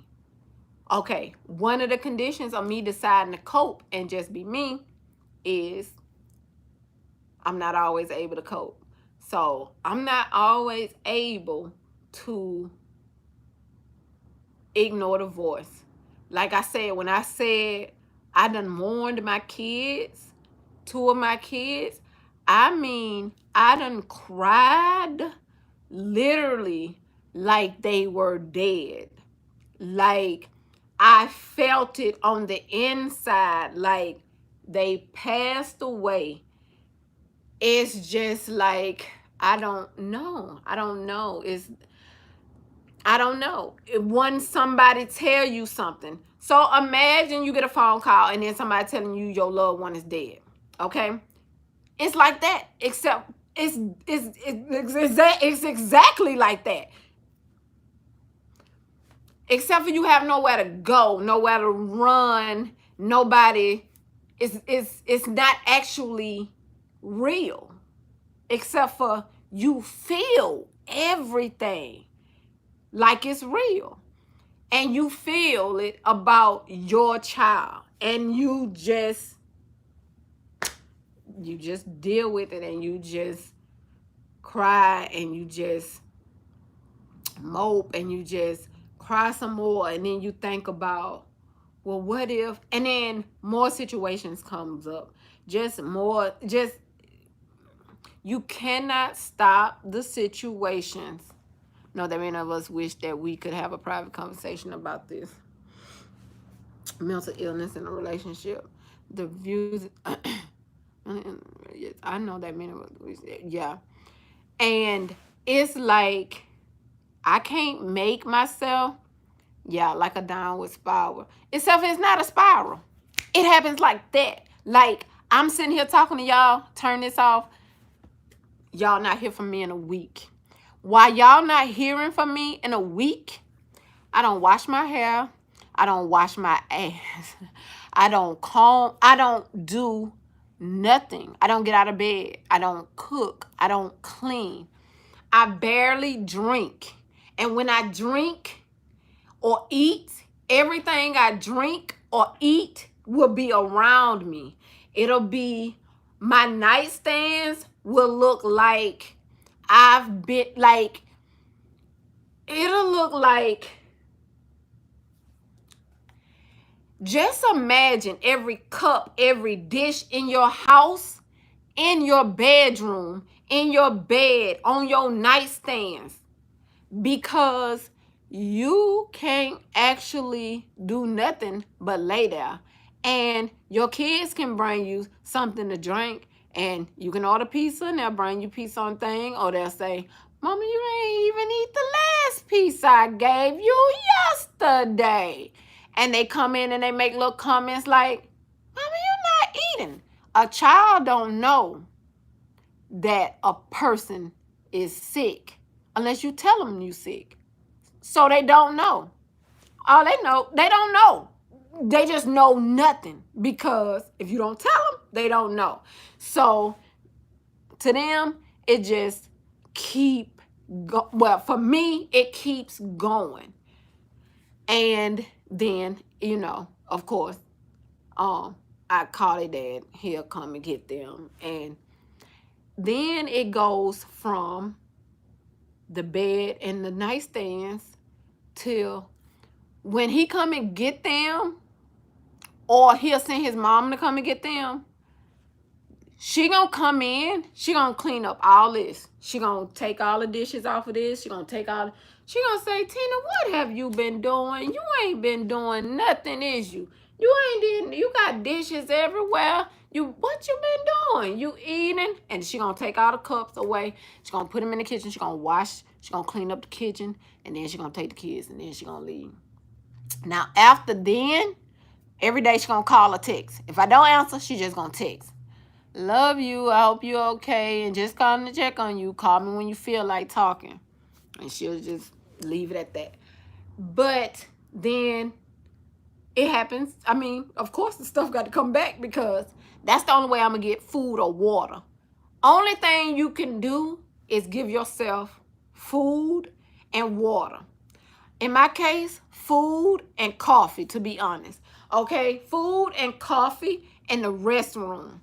Those are not the restroom as far as bathing and changing your clothes and washing your hair or washing your hands. Bathroom, just as far as you got to use it. That part. That's all you have to do. When I tell you, you can't do nothing else. There's nothing here. Like, there's no explaining it. So a lot of people think that they just don't feel like it. It's not that you don't feel like it. You're sick, okay? And it's hard to realize that you're sick because it's not a sickness that people can look at. It's not a sickness you can take a pill for and then it's gone. I don't care how many people tell you that. And they love to tell you that. They got this for medicine and then you'll be okay. No, you won't. You still getting them same funks. Your ass gonna lay in that bed. You're not gonna do nothing. Some of us have coping mechanisms. I'm one of those people. I watch TV. TV escapes me. I watch stuff that happens to people on the TV, and to me, what makes me feel better? Well, at least I'm not a killer. At least I'm not murdering nobody. Or at least I wasn't with somebody who murdered me. I look at TV as an escape. It gets me. I can't move. I can't do nothing. I ain't nothing. When I say nothing, you know how like regular people like work, paying bills. I gotta do this. I gotta do that. Your mind don't work like that. That's something you tell yourself. That's not automatic. Everybody don't have that. My mind, once the thing done clicked off, bitch, it done clicked off. I have no care for nothing. You can literally take me out this bed, and if you lay me out on the street, if you gave me that same TV remote, I'm gonna stay right there with the same drinks and a little pizza. I could be homeless. If I got that TV and I can get a pizza and I can get some coffee, I would be homeless. I have no control over it. I'm stuck. It's a sickness. It's something you can't control. You have to reach down within yourself. And before you can reach down within yourself, you don't have nothing to want to reach down in there for because it's not there yet. You haven't came to the place where you can reach down and get it for yourself. You just stuck. You can't do normal stuff like you could if you wasn't broken, because it's something broken up here. They call it illness. So you stuck and it's on. You can't do nothing. I don't know why people say, dang, you ain't do nothing all day. Can't do nothing. Like, I don't even need those type of people around me. I would never be with somebody ever again who come in and say, girl, that almost made me want to cry, because that's abuse. Okay, if you suffering from anything and anybody come up in your space and tell you you ain't did nothing, girl, I want to fight them right now. Because that's abuse. Get them out your space, because they not making nothing no better. Period. That's that. It's you can't control it. It's within you. What a mother sucker supposed to come in and say, is you okay? Like, are you okay? Because I know you're not okay. I'm looking at everything. Mother, you can't look and see a mother. You can't see all these cups. Okay, since you left, I done got 2 coffee cups and a plate with a cold piece of pizza on it that I ain't ate, and the TV on. I'm in the same spot. Ain't even rolled over since you left, and you been gone for 12 hours. And your words to me is, look, the people that's in your space are very crucial to your mental health and your mental, it's crucial. Don't, those other people, let me tell you what happens when them other people are around. When those other people are around, that's where domestic violence come from. I was a, what you call it? Because I wasn't the victim. Tina, that's not funny. Don't come up in here asking me no damn.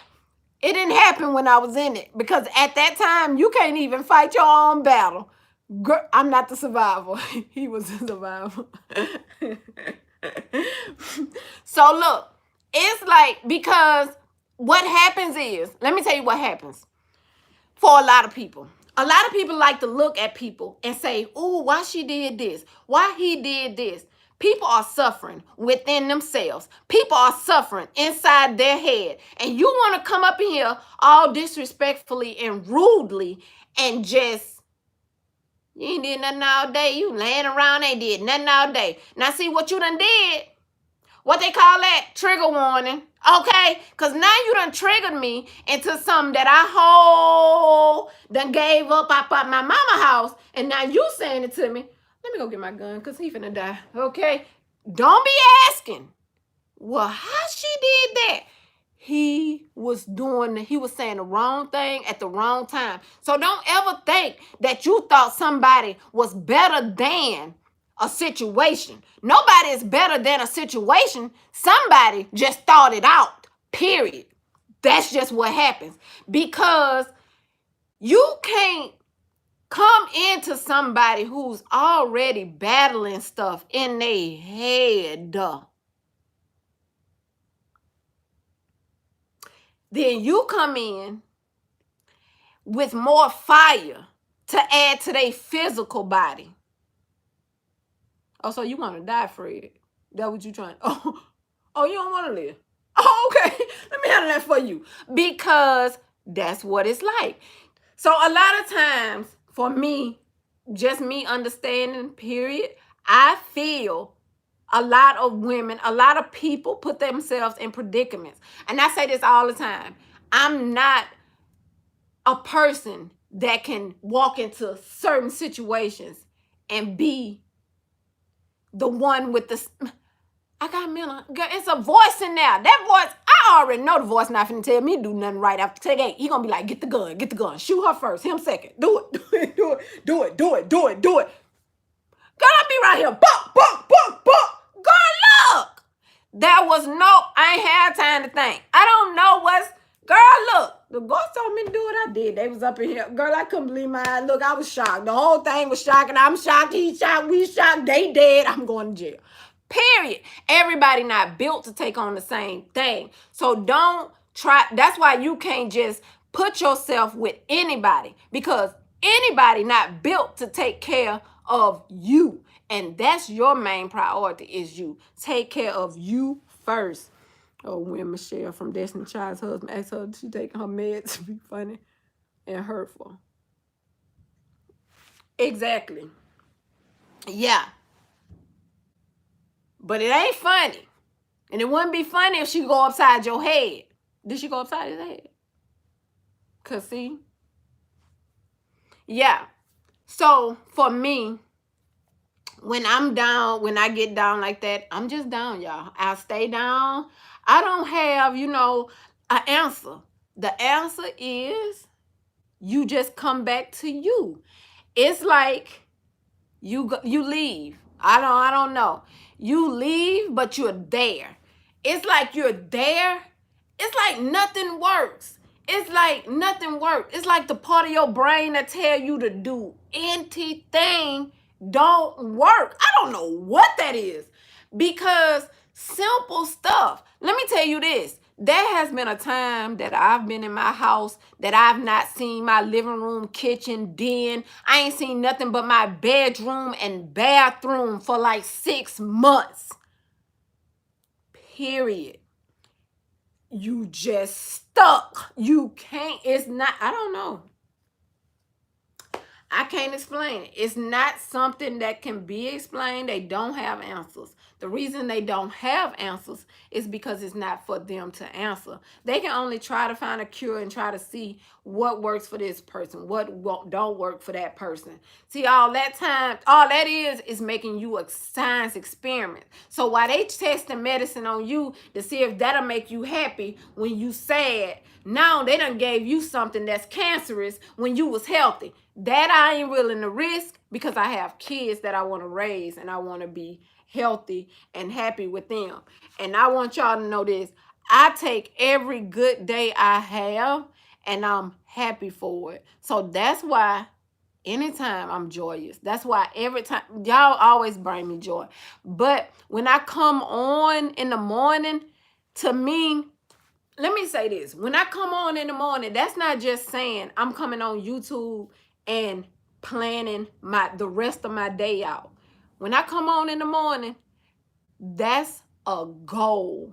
To me, that's something that y'all don't know about unless you like me. But like, and y'all still ain't getting your coping mechanisms like I have. So like, this is one of my coping mechanisms.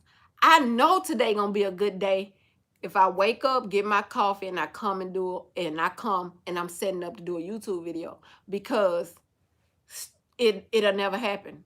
You can't make your when I say when you're down, you're not doing nothing. Like nothing. You can't do nothing. I don't know how to explain that to somebody who never been there, but it's like I gave you the homeless person scenario. If I was homeless, I wouldn't care. You just there because that's it. Long as you there, you good. You don't have no feelings, no, it's no nothing. You just existing. Period. You not living, you not talking to nobody, your phone rang, you know how you have picks and chooses who you'll talk to? You're not talking to nobody. It don't matter who call. Period. You not talking to nobody. It's not picks and chooses. Now it's, oh, she out. And when you're out for everybody. Like you out for the count. It's no, you just have to wait till your body or your mental bring itself back together. I don't know what happens though. Because the fact that it comes back, we come back, but I don't know what I'm doing. I still haven't learned what's making me come back. I've never sat and seen me come back. I come back slowly. If you ever seen somebody have a seizure, it's like that. So you don't come back and just be boom. No, you come back, but you come back slowly. So I do something like, if I call my hairdresser to get my hair done, I'm coming back because I want my hair done. The fact that I didn't want my hair, like it starts like this. I don't want to get my hair done. I don't want to get my nails filled in. I don't want to do nothing. I don't want nobody touching me. It starts like that. I don't want none of that. And then I take a bath. The day go as usual. And then the next day come. The next day come. And then it just happen. No matter what, I could be in the car. It can come in the car. It come wherever it comes. And when it comes, that's it. I'm coming to bed. I'm turning on this TV. At first, I'm going to try to function. This what's going to happen first. First, I'm going to try to function. I'm going to try. It's like I don't know that my body doesn't, my mind done shut my body down. So I'm going to try to function. I'm going to go and try to do something. No matter what I do, I'm not going to do it. I'm going to go to wash dishes. I'm not going to turn the water on. I'm going to go, then the dishes just going to be stacked up. But I'm never going to do the dishes. I'm going to go in the bathroom, pull out cleaning supplies. Never going to clean the bathroom. I'm going to sit on the side of the bed. Then I'm going to end up laying in the bed. And then I'm going to get on my iPad and I'm going to be watching something. It just goes there. I'm never leaving this bed after I got in this bed from pulling out them cleaning supplies in the bathroom that I didn't clean up or the dishes in the kitchen. I'm not moving no more. My body shut down in the car. I just didn't know it yet because my mental want to get to this bed because that's its safe place. Everybody have a safe haven. Mine is the bed. Some people be in the closet. Some people be on the floor. Mine's used to be in my front yard. I used to sit in the front yard with a book and a blanket all the time, every day for like a week. And then I come back and play with the regular kids. But yeah, and then I'm stuck. And then I realize I'm hungry. I'm not going to be able to, that's when you ordering food or somebody bringing you food.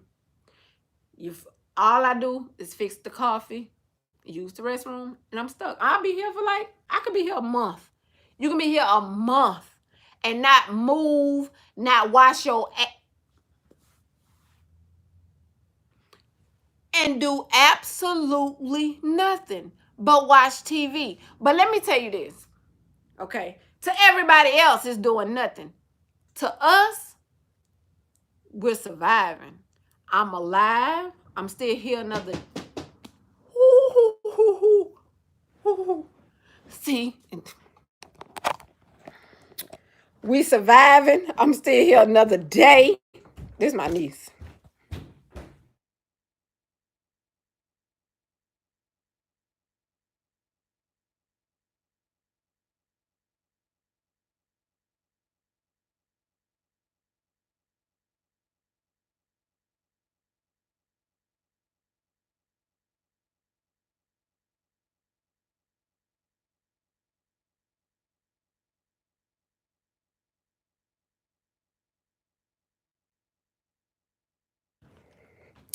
So, yeah. So it's like to us, we still alive. We still here for our kids. We still here to take care of our kids, even though we ain't doing much taking part. But it's a matter of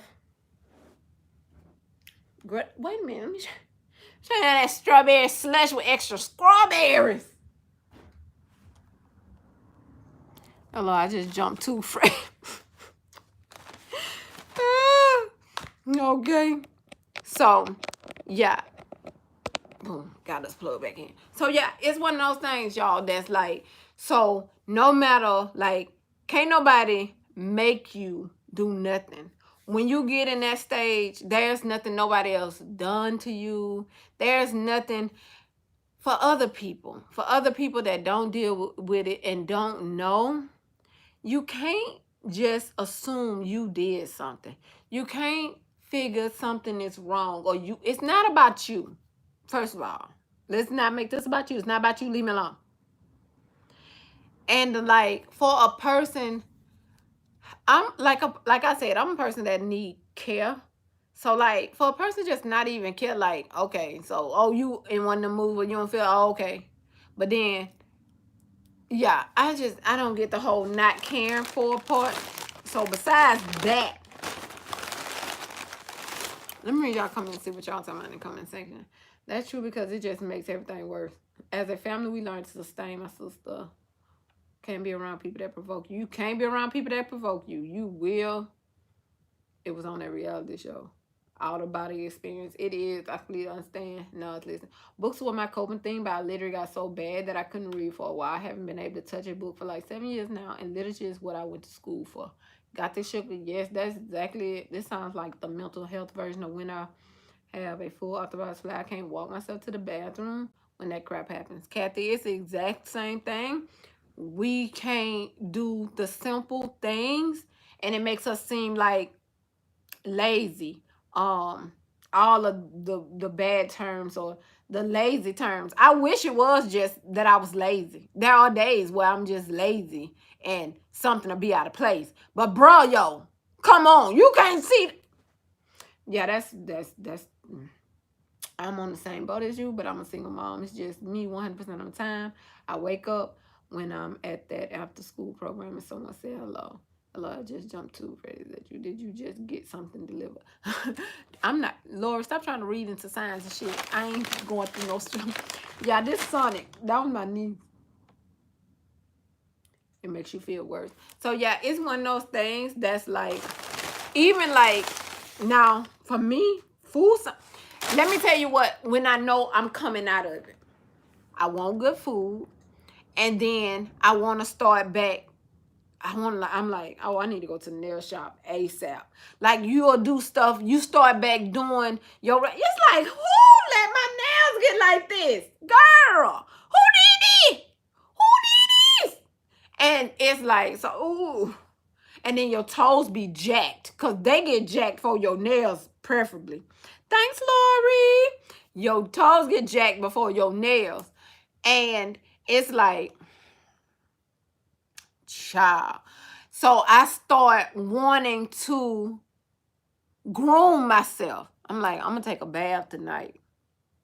And if I actually take that bath, the next morning, I ain't gonna do nothing else.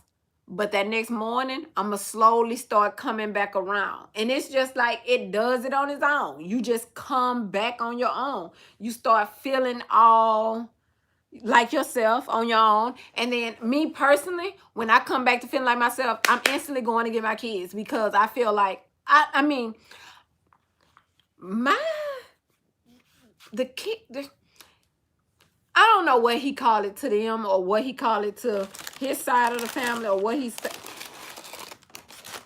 Bro, yo, they done burnt the onion. Bro, yo, y'all don't know how to cook no onion rings. Okay, y'all can't cook. The messed up Sonic onion ring. I'm gonna try to put them in the microwave. See if that's softener. I sure wanted some onion rings. Invisible illness suck. And then I start wanting to eat. I be starving. It's like I can eat and I'm gonna still be hungry. It's like, okay, I'm not eating enough because you almost done malnutritioned your body out. You've been sitting there in a stupor for weeks. Like weeks. So you have to get yourself out. So I feel like, for one,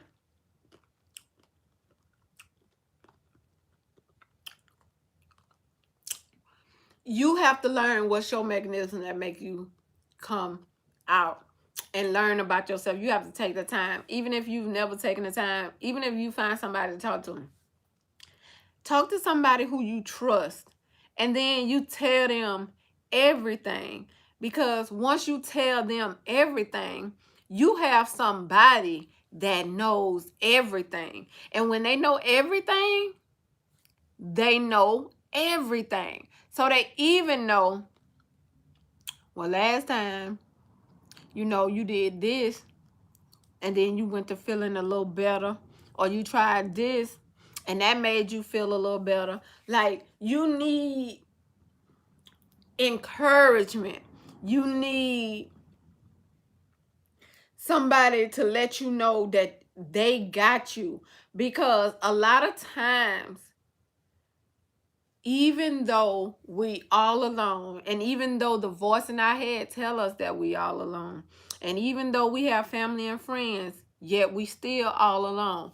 When we come in this world, we all alone. When we die out of this world, we all alone. No matter what, we usually all alone. So it's just that mere presence of somebody to let you know that you're not all alone in this world. That one part, that one section, and that they care will help bring you out. Because knowing that somebody care and you not wanting to worry them will help you motivate yourself. You like, I'm okay. I'm feeling a little better. I feel a little better now. I ain't got to do all that for the kids and stuff. That's what I be saying. I feel a little better now because I ain't got to do all that ripping and running with the kids. So like, I feel like I'm almost to myself. I just need a little rest, just not to be ripping and running. And let me say this. So you know how like somebody with a physical illness, like if not shade nothing or making nobody feel less than, but let's say I had my leg gone, people would be more susceptible of helping me because, well, the girl ain't got but one leg, so we could go and help her out and pick the kids up and stuff for a couple of weeks. But they'll do that and see that then. But because you can't look at me and see that it's like I need a helping hand, okay, I still need that same going and picking up and dropping off for the kids for a couple of weeks just so I can get a mental break, because my mental break is what I need for my mental to stay healthy, because everybody deserves a mental break and everybody needs a mental break. Like it's one of those things. Like, so even being that I'm less healthy in the mental would let you know, okay, so this week we gonna just take it easy, you take it easy, and we got this week. But people don't look at you that way. So that's also like down and on. And not only that, that voice in your head would, girl, that voice in your head will have you thinking, don't nobody love you, you the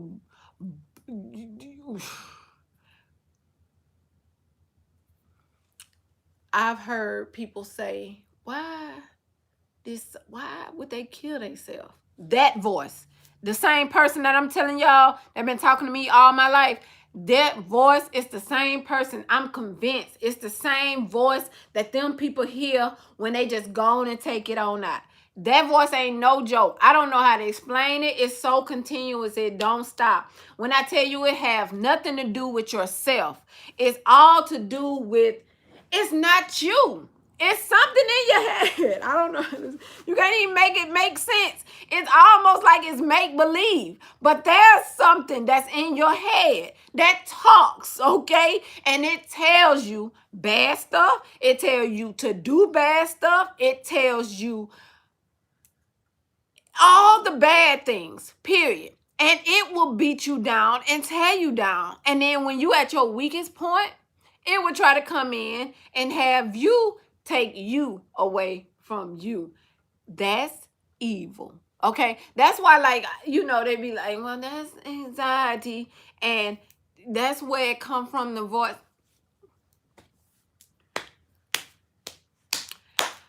That's anxiety. Y'all need to lock that mother sucker up, because he not just here, he's everywhere. And that's not right. If it was just me, then that would be fine. But the fact that that same mother sucker be in everybody's head saying that same dumb mess, I'm telling you, I sit here and I'm listening to that stories. I'm listening to people talk. This lady is talking the same thing. There's no freaking way a white woman in dang on Colorado Springs, Colorado, saying the same exact things in her head. It's the same thing in my black behind in Alabama head, and we got the same story. Bruh, lock his ass up. That's illegal. There's no way that's right.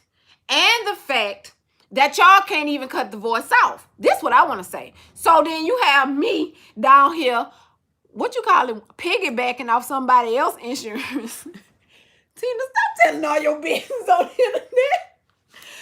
So you over here piggybacking off them folks' insurance. And then you have this woman who have, we probably both have Blue Cross Blue Shield, let's be honest, but hers is like, I don't know. It doesn't matter if you piggybacking off somebody or not. I don't think it matters. No, I don't think so. So yeah, but it's like, so you have two people on different sides of the world, same thing going through their heads. They telling you it's something in their head that told me to do that. Only difference is this woman didn't do it. This woman did it. Why did that woman drive by and she had my bomb? This not okay. What? And I don't know. Oh my God, she had so much money. Why did she do that?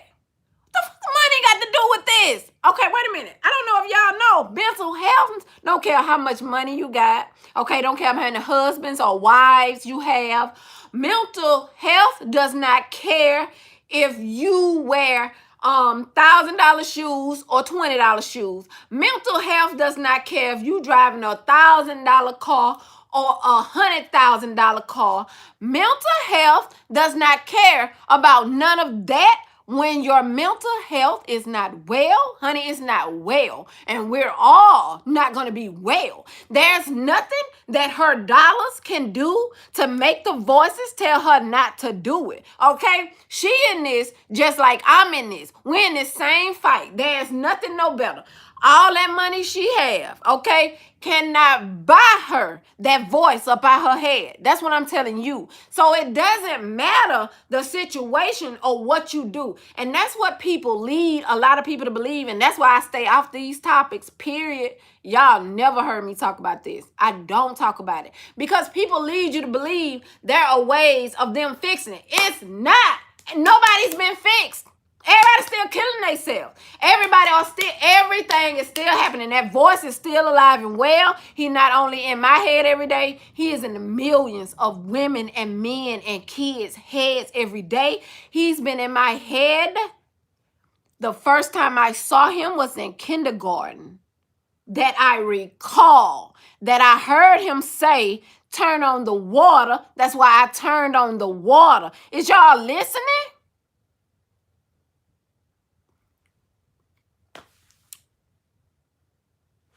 You can't fix it. You live with it. You get you a firm foundation and you pray about it and you figure out how to cope. You figure out how to be strong. I want to be strong for everybody. I wish I could be strong for everybody. If I felt like y'all, if I talked about my experience and the things that I go through and all of that, if I felt like it could help somebody, I would do it. I just feel like it wouldn't help you to know that I'm hurting too.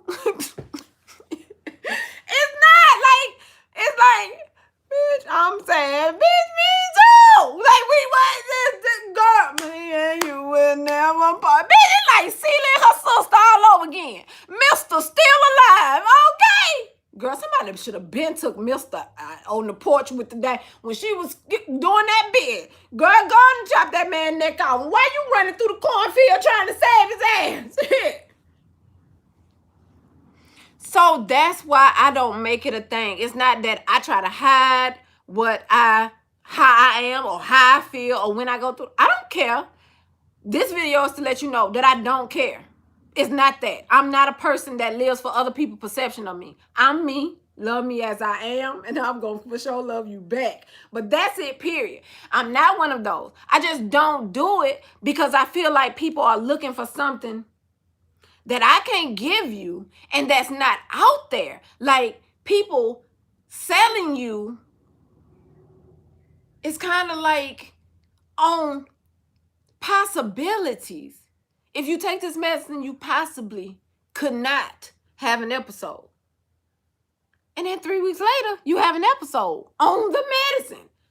Okay, so this not working. Okay, so you're going to up my dosage. Okay, and then I'm still going to have another spell. Okay, and then you're going to take me off all that and then give me another one. See, that I'm not for. Like, I'm not a science experiment, and I don't like thinking about it in that way, but that's kind of what it is. Like, you don't know. And why doctors say, I don't know, is it against the law for the doctor to say we don't know? Because why these motherfuckers won't say, oh, I don't know.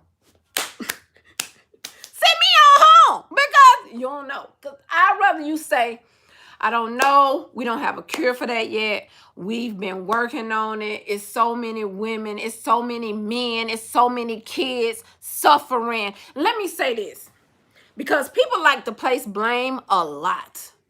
Stop looking for somebody to place the blame on. Let me say that. If I do anything, I'm to blame. I did this.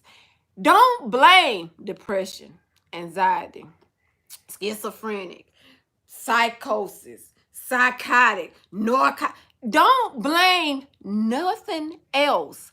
Blame me. Now, what you can say is Tina was strong, but she fell weak at that moment in time if she took herself out the game, period. I ain't taking myself out the game. Let me tell y'all that ain't about me. I ain't, one thing, if somebody lie and say I took my, they lying, girl, they trying to lie on me.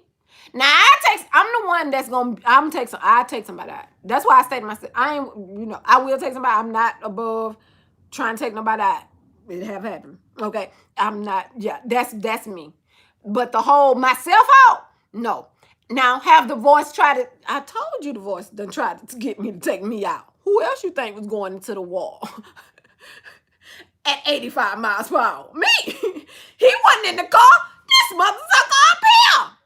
So, yeah. So, yes, I've been coaxed. And yes, I've been talked into, tried to be talked into doing harm to myself. To me, though, it's normal because, like I said, I grew up with that. But for somebody who it just may happen to, or somebody who just experiencing it, would I say come to me for advice? I wouldn't know. I wouldn't say that. No, I wouldn't say look on the internet for that. That's not what the internet is for. No, that's not that type of information. I feel like you hearing voices. First of all, you need to tell somebody fast, okay?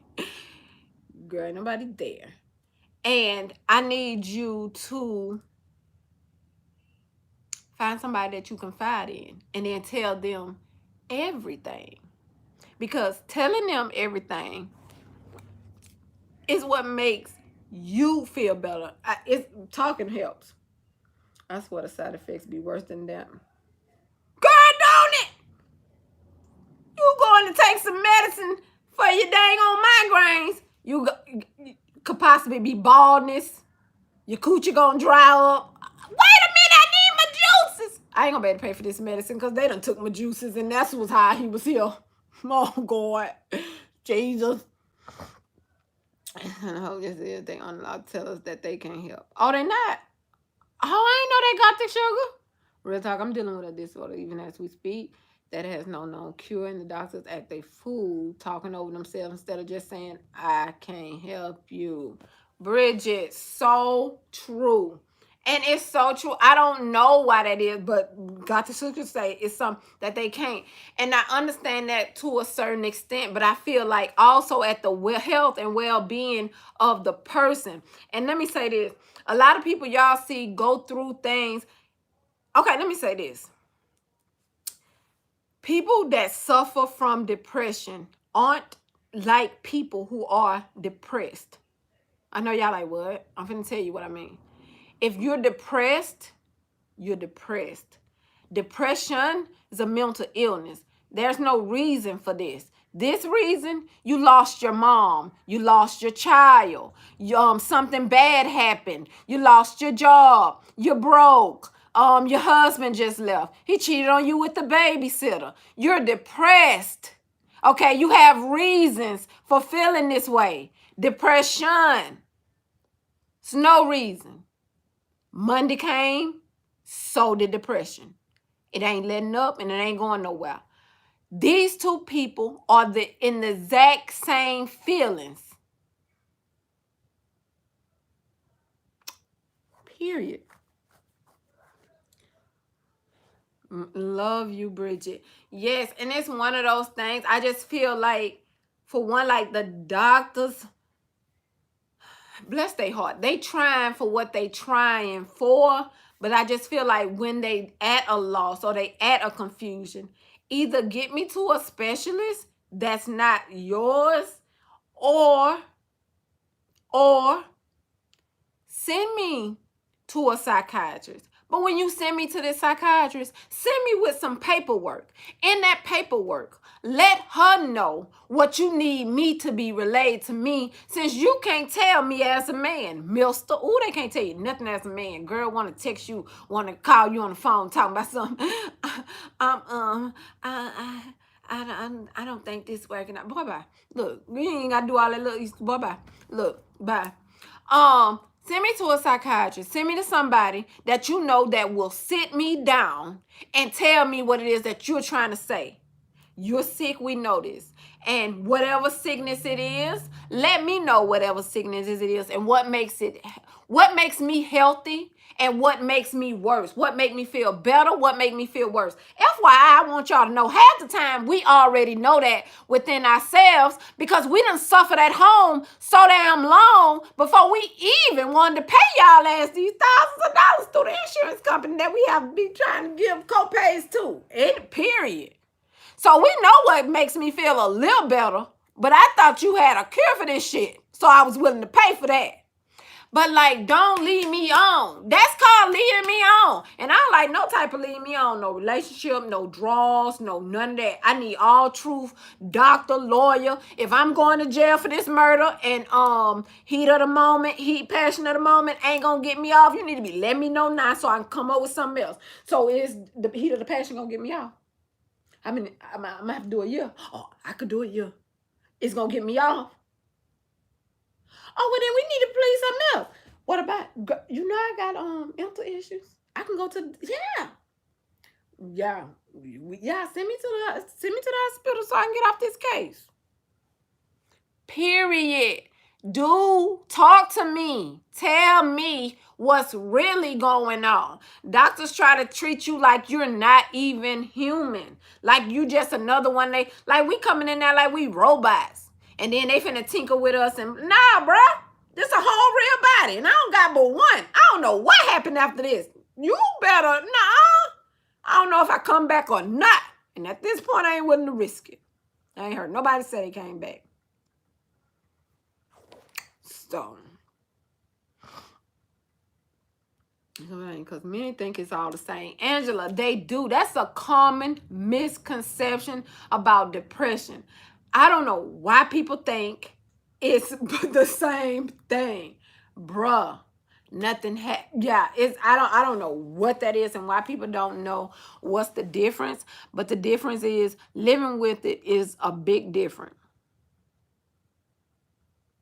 Thanks, Bridget.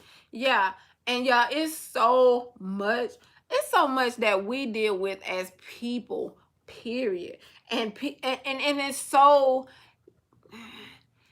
weird to look at because it'd be like somebody on the opposite end of the spectrum, and it's like, dang, they it's just like me. And it's like when it's so many people that's just like you, it make you feel normal. It make you feel like, okay, well, I can make this, because no matter what, guess what? All of us are still here. No matter what we suffering from, or what battle, we all have a battle, but we all here today. Pray. We gonna all wake up tomorrow. We gonna all be here for one another. That's a blessing. So the fact is, we can live. Let me tell you the facts of everything I said. We can live with what's wrong with us. Okay? Period. We can live. Second, we can cope with what's wrong with us. Do it get us down? Yes. Do we get back up? Yes. And sometimes sometimes Bridget hit me up one time and was just like, I'm saying Bridget now because Bridget said herself on here out her own mouth. So, and she was just like, oh, you just wasn't feeling good today, Tina. Sorry. I'll catch the live later. I be wanting to come through and smack Bridget. Stop apologizing. Talking about you couldn't be on the girl. Look, don't say sorry for stuff like that. That make me so mad. It make me so frustrated. It make me feel like I'm not giving off what I should be giving off, because why you feel like you have to say you sorry for that? That's not the appropriate. I don't like that. Don't say you sorry for that. And that makes me so sad. But I love Bridget.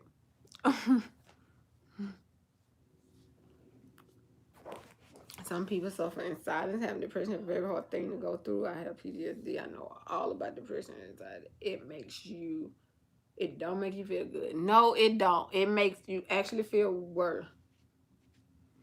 Yes, I like knowing the name of what I'm fighting, what its deal is, and what can be done about it.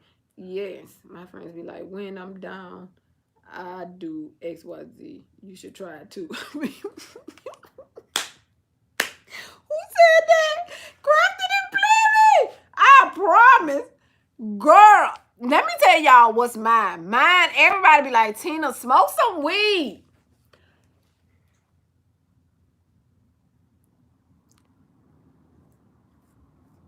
Y'all want to see me on weed? First of all, let me say this. I can't even handle weed. First of all, I suffer from mental. The voice in my head be on 120 on weed. Yeah, I can't smoke weed. Weed make me extra weed makes me paranoid. Weed turn me into, y'all seen the people that call the police on themselves and say I was smoking weed? That's me. I can't smoke weed. I can't do drugs. I don't have a high tolerance for that. I'm not an alcohol drug person. I'm just not a high tolerance. It's not that even that I frown upon it. I got plenty of friends that does both. I'm just not, I can't. I don't have the tolerance for it. I just don't. I hope you find something. The only thing I ever hear of for stuff like that are special diets and pills. Right. Don't be so, yes. Been dealing with this almost a year. And most foods. Have lost 100 pounds in the last 10 months. It does help. I gotta ask Bridget about some Simply Gilda stuff though. Me either. I just can't. I smoked and went to the ER. I told him. That's me. That's me. I swear she said I smoked and went to the ER. I told him I was high. That is me. Y'all, look, I be like, I got to blow my high. I already know that I have to blow my high when I'm high. I'm like, I got to blow this high because I'm finna trip. If I don't blow the high, we gonna be at the hospital. Woo-hoo. I can't do drugs. I mean, yeah. So I'm it's not even like I'm one of those people that be out.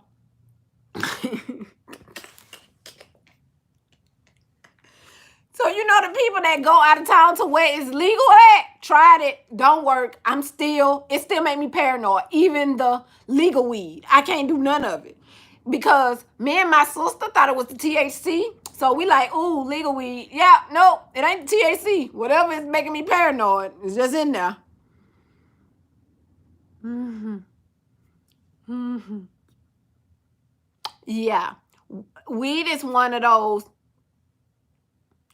good for most, not for others. So like I said though, like what we calm you down. So I'm not really a person that need to be calmed down. I'm really not turned up a lot. I am turned up a lot. Not a lot. I'm not turned up a lot. But I do have a turn up spirit. Neil gonna see it. We gotta go wild. I think we gonna turn up together. I think Neil gonna be the quiet turn up one. Like my sister. She can drink so much. And she the good one. I supposed to be able to drink more than her and everything. Girl. She be like on shot 15. I'm on 3. I can't take no more. I can't. I be all right. I can't take a lot. I'm just not that way. Everybody had their strong points. My nephew mental illness is off the chain when he smoked. Natural. Yes, I understand. So yeah, it is one of those. I could go in a so I have a brother. Y'all know I have 5 brothers, but I have a brother. I was thinking before I said this, like, I'm like, they don't know which brother don't. So I have a brother that's also suffers from mental illness, but his is different. Well, at this point, y'all know I got a brother and a sister. Because y'all know my sister, though. Yeah, y'all do know that. So I feel like, for one, I always feel like now, ever since my sister, I feel like now all my family members, I'm trying to watch when they turn 21 and 22, because that's when they said one of these diseases click in, and that you can tell. I barely drink, but I know. It's at that age that's when it clicks in. I think it's schizophrenic that it is, but don't quote me on that. But yeah, so now I'm on the skeptical of watching my nieces and stuff, and just trying to make sure nobody's showing signs that could be a thing. Now, certain illnesses you do need medications for, but those are the illnesses that the medications actually work for, though. So whereas you take the medicine, everything's copacetic, you don't have no episodes, you coasting it. Like, from here to here, there's no incidents long as you take your medicine. Only time an incident happen, you don't take the medicine. If somebody call like, hey, she ain't taking her medicine, and then 2 days later you snapping, you need your medicine.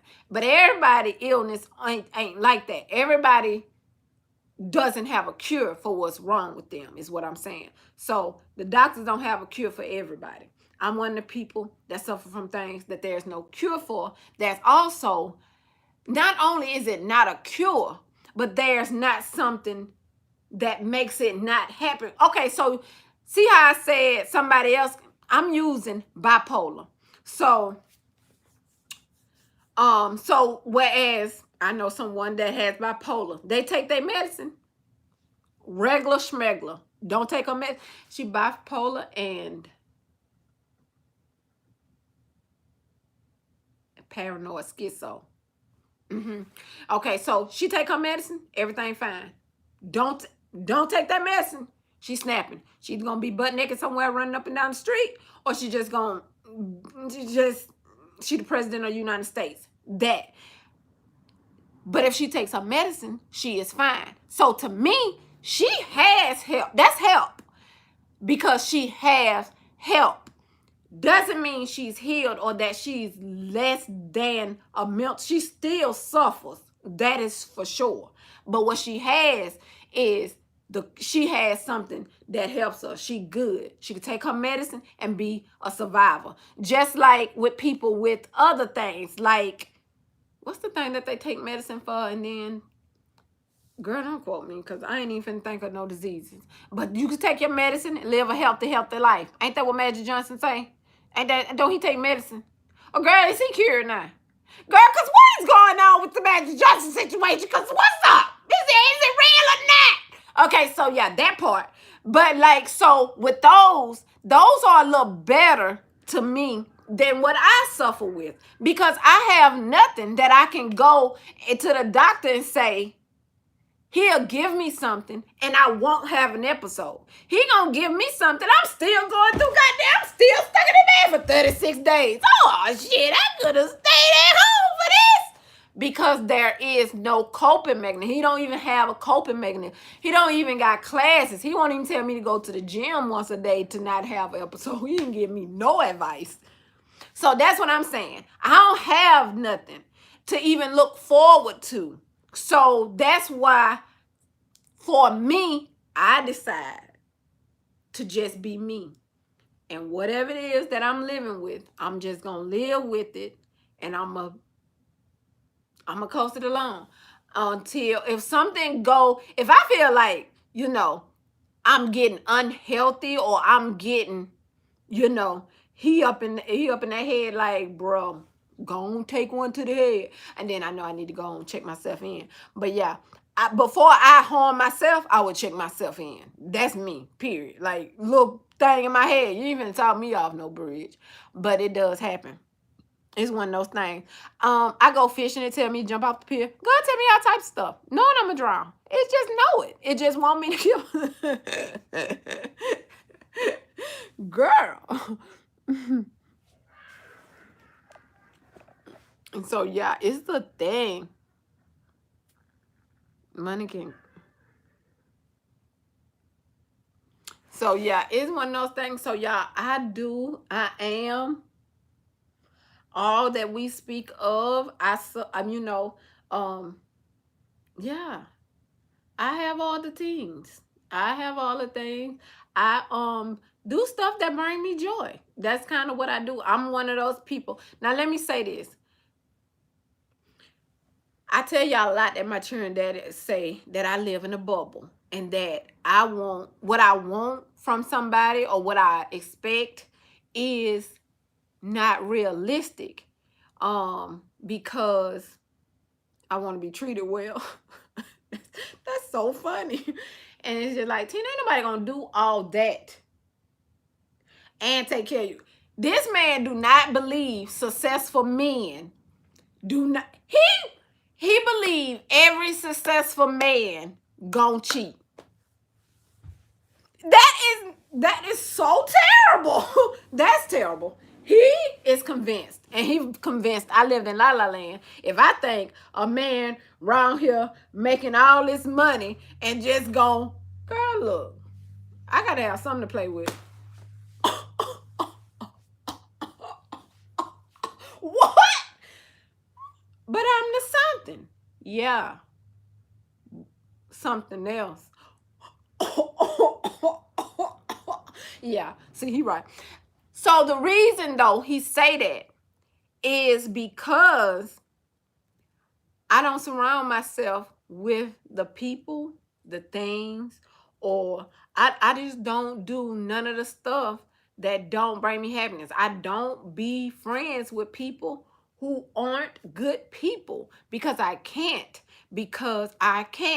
So whereas, normal stuff, road rage. And then I got a little man in my head that's telling me, get the crowbar out the car, get the crowbar out the trunk, pop the trunk, pop the trunk. I'm popping the trunk, I'm getting the crowbar. Now I'm running around the car chasing somebody with a crowbar. I don't even know, in traffic. Because I got a voice in my head that don't know when to calm down. And me not to listen. You listen to him say, pop the trunk, get the crowbar though. I did listen to that.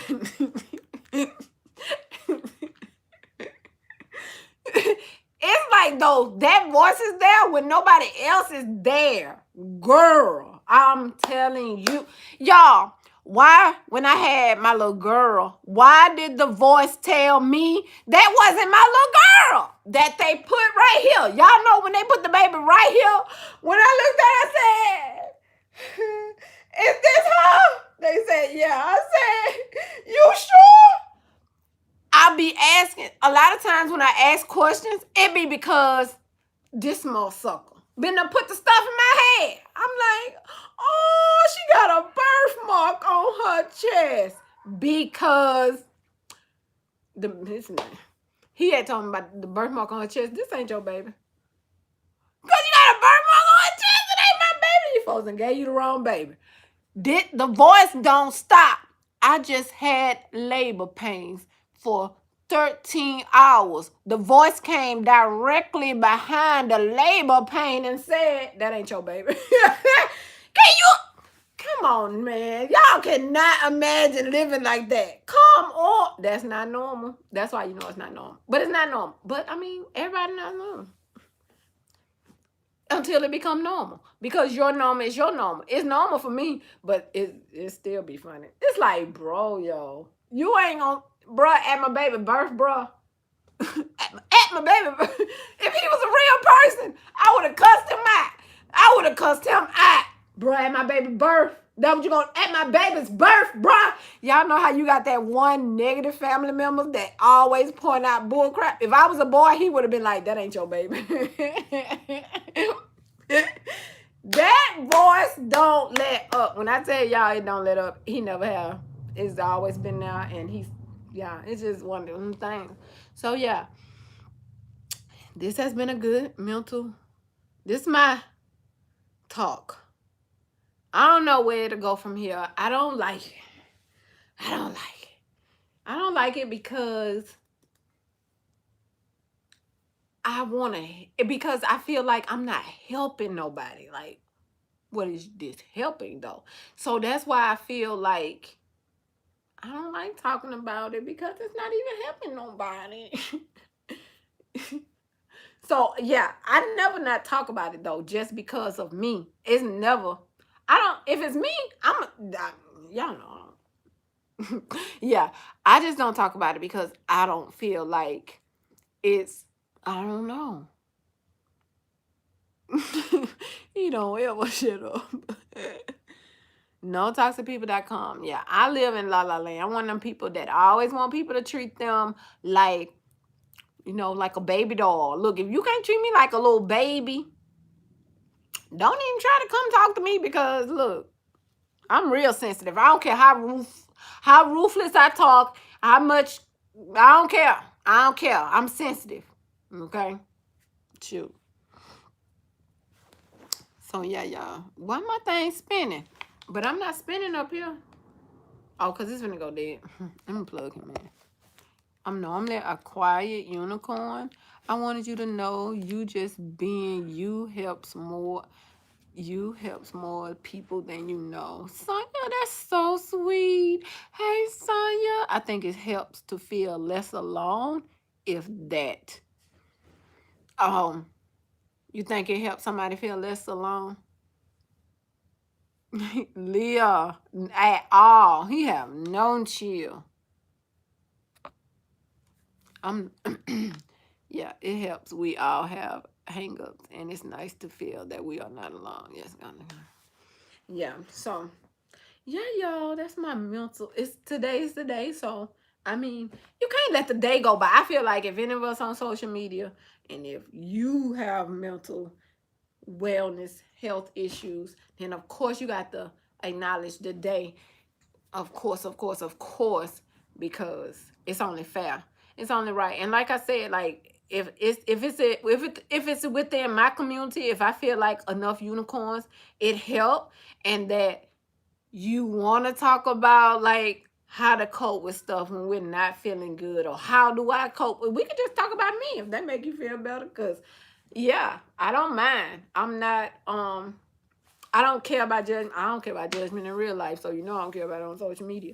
Yeah, I'm just not one of those. I don't have that bone. I'm more the Cardi B in that situation. I don't really have a Care what other people think thing. Whereas some people like somebody told me they like, Tina, what image? Why you ain't got no image?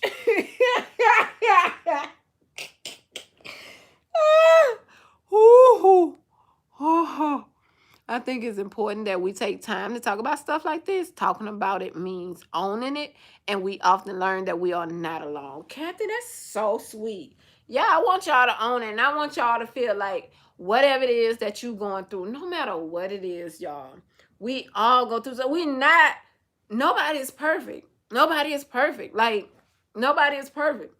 And not only that, saying nobody's perfect is not, that's like a broad bitch. No, Tina, you forgot where you was, didn't it? Not only is nobody perfect, but only, nobody is not without faults. Nobody is without bad days, all of that. When I say nobody, I mean nobody. No matter if you look at them and you feel like they are perfect, you looking at them, giving them that perception, because that's what you looking at and you're getting. And just because a person does something to make them feel better about themselves, that also doesn't mean that that person think that now they're perfect. They just feel like they did something for themselves to make themselves feel better about themselves.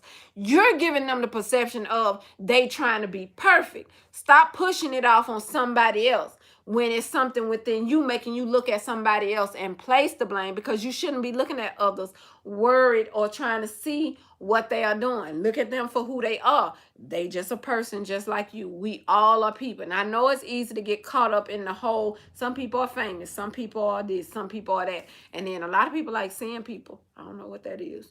But yeah, some people like people, so they be all interested in people. But let it lead you in a good way and don't let it lead you in a bad way, because all people are just people, no matter what.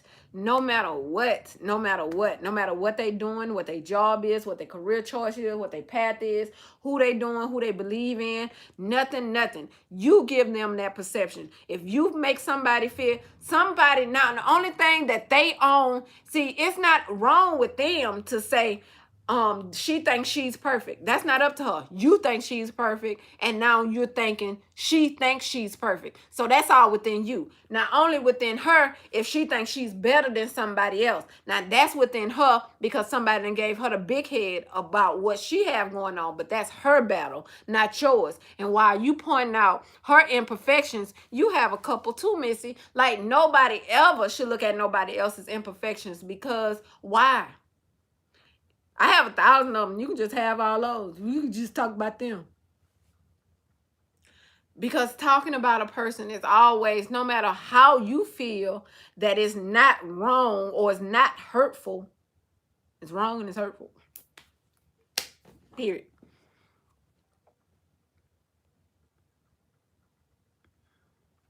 Tina, thank you for what you do. I've been going through some tough days because my 11-month-old son passed away 2 years ago around this time.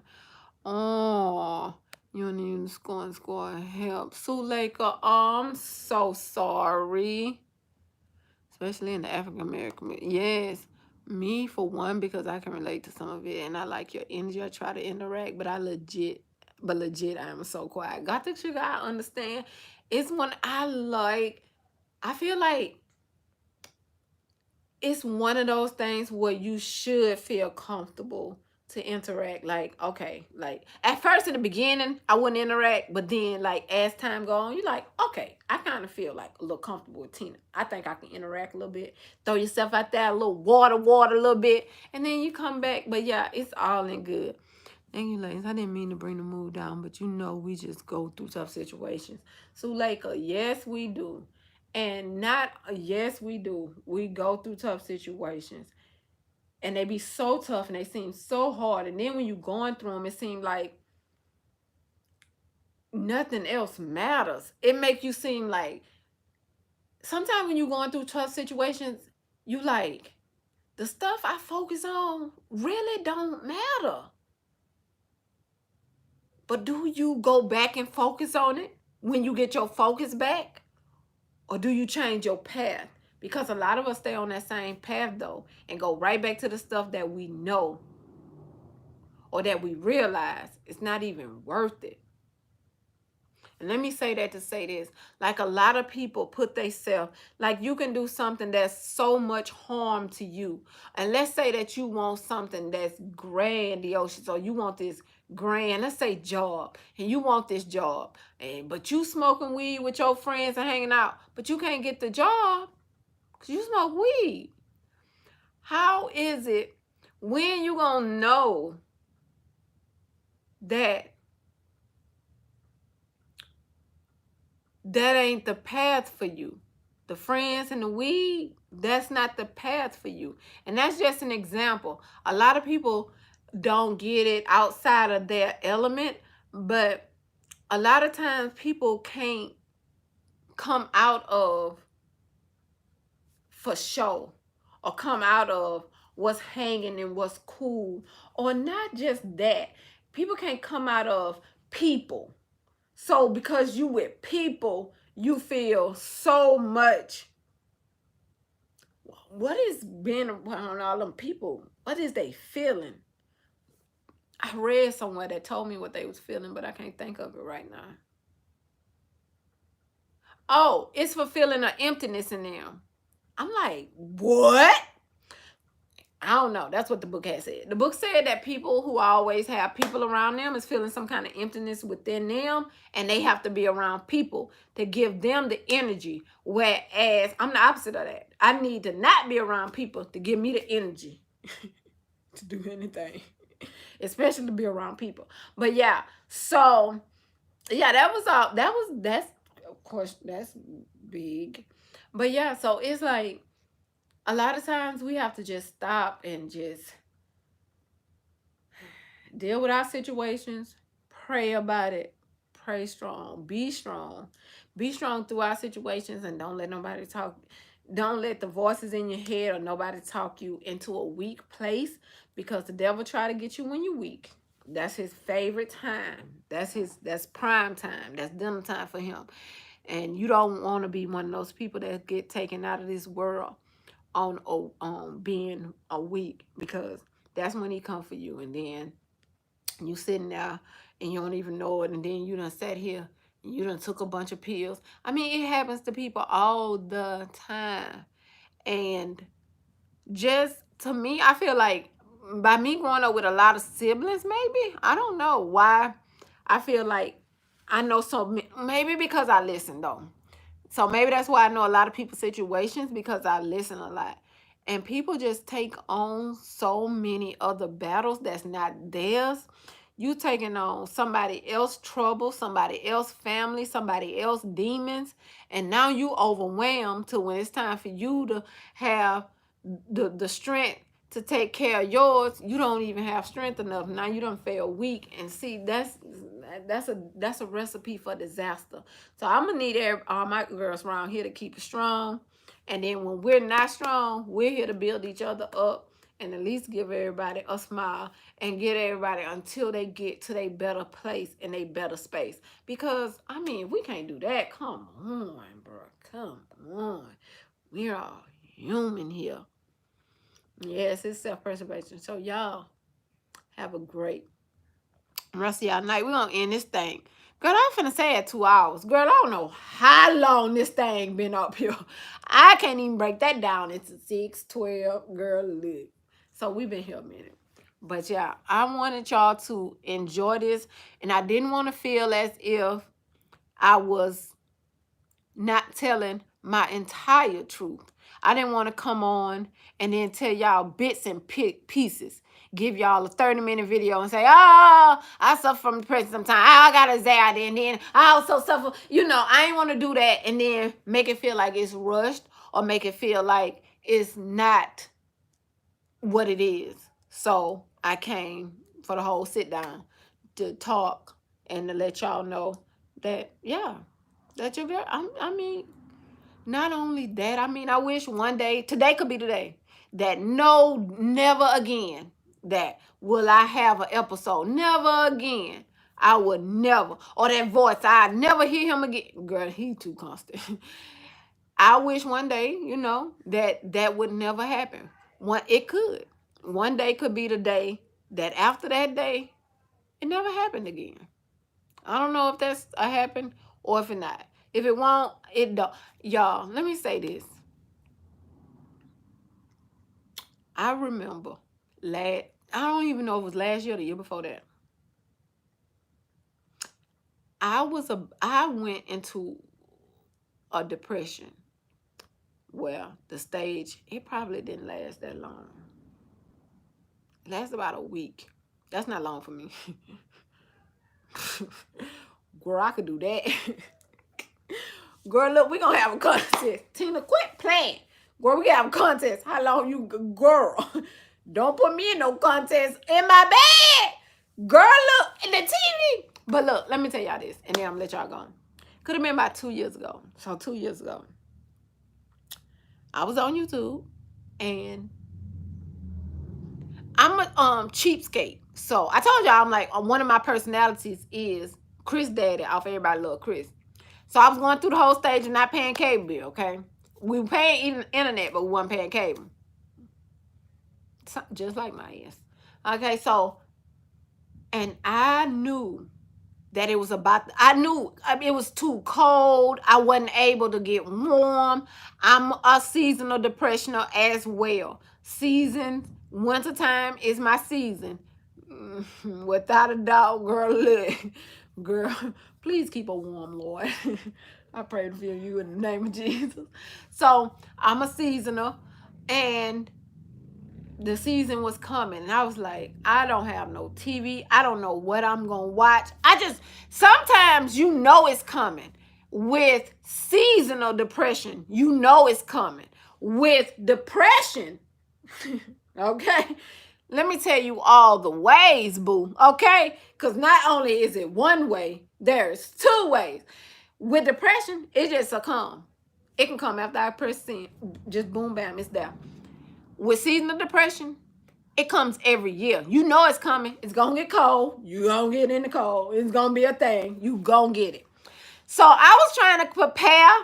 I kind of always prepare. I kind of try to get the house in order, real clean, so that I can get my niece or somebody to come over and do the rest of keep the cleaning up. You know, just pay her to wash dishes, pay her to clean the bathroom, little stuff like that, that it don't get out of hand like it can do. So what I do was, so I was like, I don't have no cable. I don't know how I'm going to make it through this year. Y'all, let me tell y'all what Foxy did. Foxy didn't know me from a can of paint. Girl, Foxy gave me that password and username to that cable TV. Y'all, let me tell you, I already knew the depression was coming when she gave me the password and the thing to her to watch her TV. Because you know, if you have anybody thing, you can watch and y'all know what I'm talking about. So, girl, when she gave it to me, I instantly got, when I tell you nesting. When I tell you I made my nesting station, girl, I had my little nightstand full of my little food. I had my little planters over there. Do I plan in the depression? Sometimes, yeah. Do I write in my planner? Yes, I write depressing shit. Woo! Tina, get out. Girl, look. I made me a whole little, it's called nesting, but I don't know if they call it that for us, or is that just for pregnant people?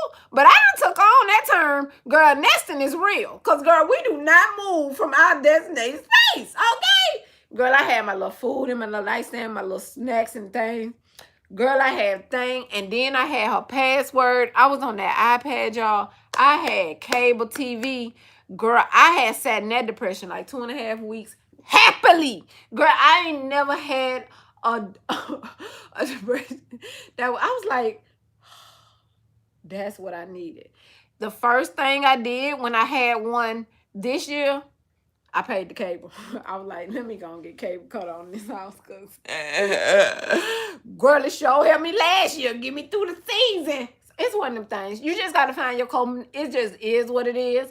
Can't nobody shame you for your coping. Yay. It's what's make you happy. Whatever makes you happy, do that. Oh, let me say this before I go too.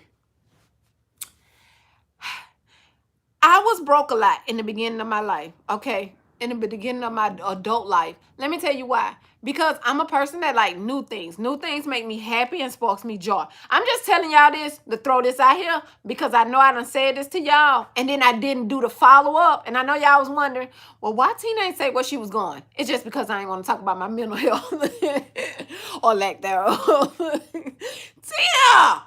Okay, so anyway, I buy stuff because it make me happy. So I always want something new. Now, okay, so now y'all know Neil done made a bit straight. Girl, look, I don't got my list. My want list is very low. Y'all done square me away. My want list is low. But like probably by next month. By next month, I start wanting something. In the beginning of my life, I was very broke. What I did was, anytime I wanted something, I went out and buy it. I just go buy stuff because it actually makes me happy. It makes it not calm because I be so happy for the new shit. Just to be honest, a lot of people are broke fighting depression. Kiss my ass if you think I'm lying. Okay? Go to any black family that got more than 2 black families in one household. And that is why. Girl, it's a thing. It's a thing. It's a thing. People spend all their money to make themselves happy and to fulfill themselves so that they don't feel the depression. You don't feel it, then it's not there. That's how you feel. Because the joy that spending of the money does, not the money, because it's not about the money. It's the thing that you bought with the money. See, it's not the money. It's the thing that you wanted that got you. It's a coping mechanism. That what gets a lot of people in the state of life that they in. Because just like when somebody go through any other thing, see a lot of women, a lot of other women, not me and all kind, a lot of other women already knew that they use shopping to cope for an abusive husband, a bad life, sadness, being depressed, but not in depression. See, where it's not a mental illness. But at the same time, you have people who are depressed with the mental illness that use that same mechanism, except for they use spending everything they have. That's just what they know. It's like, well, tell me something else that can make me happy. Because right now it's these Jordans, period. These Jordans gonna make me happy. It's like, why do you spend $300 on some shoes? They make me happy, duh. If you ask him, his mama or daddy probably never bought him a name brand pair of shoes when he was little. He don't know it. It's because you never even experienced or got to know that part. Like some people never got to the point of knowing there's something wrong with them. Some people live in depression and with depression every day of their life, never been diagnosed, don't know what mental illness is, still don't know. All this information out on the internet. They'll look at me and say I'm crazy, and they the same mother sucker that's suffering.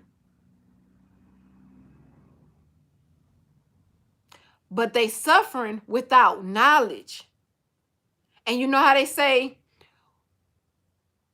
ignorance is bliss. It's kind of like that. Because they don't even know. So it's like that with a lot of things. A lot of people live out of their means. Somebody living above their means, is they compensate for something. But okay. We don't act like everybody ain't suffering. But yeah, so it's a mechanism. Like in the beginning, when I'm 19, 20, I spent every coin I had. Everything came to my hand, I spent it back out. Whether it was buying the kids shoes every week, whether it was whatever I wanted to buy. I'm buying everything. I'm at Walmart, I'm at Target. I couldn't even have a favorite store because I'm at all the stores. Because as long as I had something new, I was happy. And let me say this, that what made me in the beginning, I'm with my kid's dad. Y'all know we horses of another color. Okay, so over here, it's better living. It's more, you can buy whatever you want. So it's like I didn't suffer as much with him because he did all the stuff that made me happy. Whatever made me happy, it's like whatever you. So it's like I get to do it. So it makes you, but it builds you into the wrong kind of person. So then it's like, okay, well, just go and do whatever makes you happy. Whatever makes you happy. Whatever makes you happy. And if buying consecutive makes you happy, they don't care because that's why they work. But it's the thing. But it's also not good because it's money and money don't grow on damn trees. I mean, you can't just be right here spending money. Like, what you think this is? But like when you using it for that fixing of yourself, you kind of start asking yourself though, but is it worth it? Sometimes it do. And sometimes, y'all, I live that life still today. Sometimes I ain't gonna lie. I'm knowing I'm doing something out of pure satisfaction of it's gonna give me that joy. I'm like, oh yeah, I'm buying it. Now I don't go broke. I don't do that. I'm not dumb. I ain't did the dumb thing. That was teenage, 19, 20, dumb. But I ain't doing that. But I still was sometimes like, yep, I'm finna get it. I'm gonna be so happy in 2 to 5 business days. Some of y'all do that with stickers. Don't judge me, judge your dog. It's a coping mechanism. It just is what it is. It's just like medicine. That medicine that doctor giving you is no different than me going out and buying that new pair of shoes or new purse. It's the same thing because neither one of them gonna have us fixed for eternity. It's just gonna fix us so we know we're not going into it at least for 2 to 3 weeks. And that's the same thing as me getting something new. It do the same thing. It do the same thing as pills do. No lie.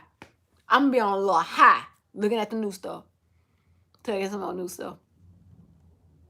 It's just a thing. I don't know. I think it's a woman thing. No, it's not a man thing too. Men do it, but most of the men that suffer from depression, they don't even know they have depression. They just hooligans. Cause most of them I know are black. Girl. And then they were like, why so much black on black crime? Girl, them folks is suffering from depression, buying Jordan, selling dope. What you think gonna happen? And then somebody come across and step on their shoes and don't say excuse me? I'm gonna shoot him in his face because they suffer from depression. And that same voice that's in my head is in that black man head. Not, I don't even want to call him a black man, but I ain't want to say on the internet, so I'm just say black man. But the same thing in that head that he just stepped on his shoes. And you're like, dang, y'all out here killing somebody for a bomb, bomb, bomb. No, they killing people because they suffer from depression and they out there amongst people not knowing how to deal or how to cope because they're broken. They're not fixed. But won't nobody look at us as a community of people and see that a lot of us are not fixed. I'm on the good end of the spectrum. I think so anyway. But that is just me talking. You kind of can't, you wouldn't put yourself in that box though, would you? Y'all know. Oh, okay. But yeah, a lot of us are, that's why it should be, and that's why I should feel more prepared to talk about it. They not listening though. Them is not the ones that's gonna watch the video. They somewhere watching porn. Tina, get off! Or somewhere in the booty club throwing thousands of dollars in ones. Girl, I know, right? You just like, dang, these suckers got $5,000 just to throw ones in the strip club and ain't got no job.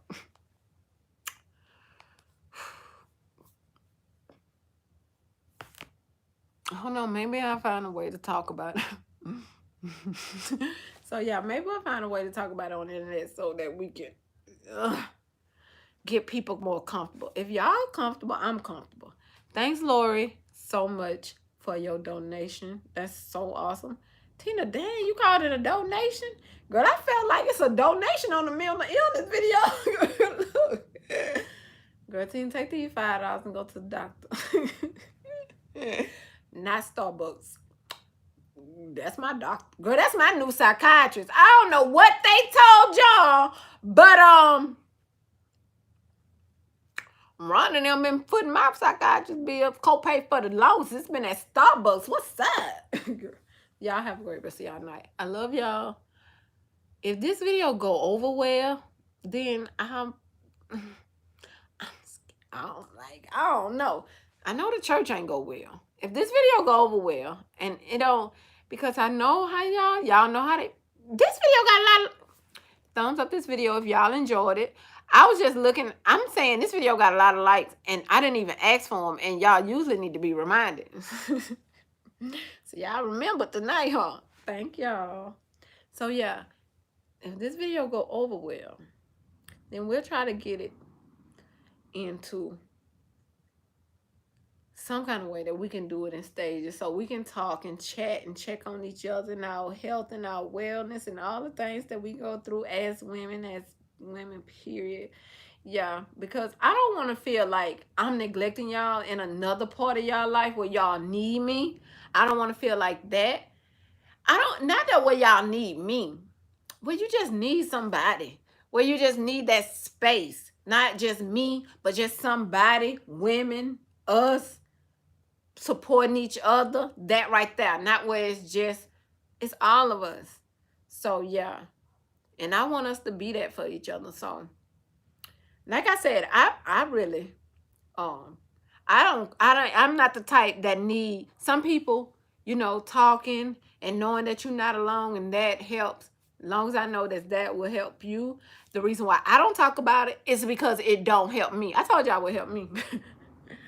Girl, Starbucks and a new blanket from Target. Okay, girl, don't let me get some new bedding. Girl, I be like, ooh, new bedding. Girl, I ain't got no type of sense. But yeah, so if if y'all just want to talk about the things, I'm always here to talk about the things. I just don't want to do nothing that y'all want to talk about or that y'all don't want to. Yeah. So long as y'all with it, I'm with it. Love y'all. Y'all have a great rest of y'all night. I'm finna get in the tub. I get directly in the tub, and then I'm getting the shower, and then say that again, Tina. I'm finna get in the tub, and then I'm finna get in the bed. Good night. Y'all have a great rest of y'all night.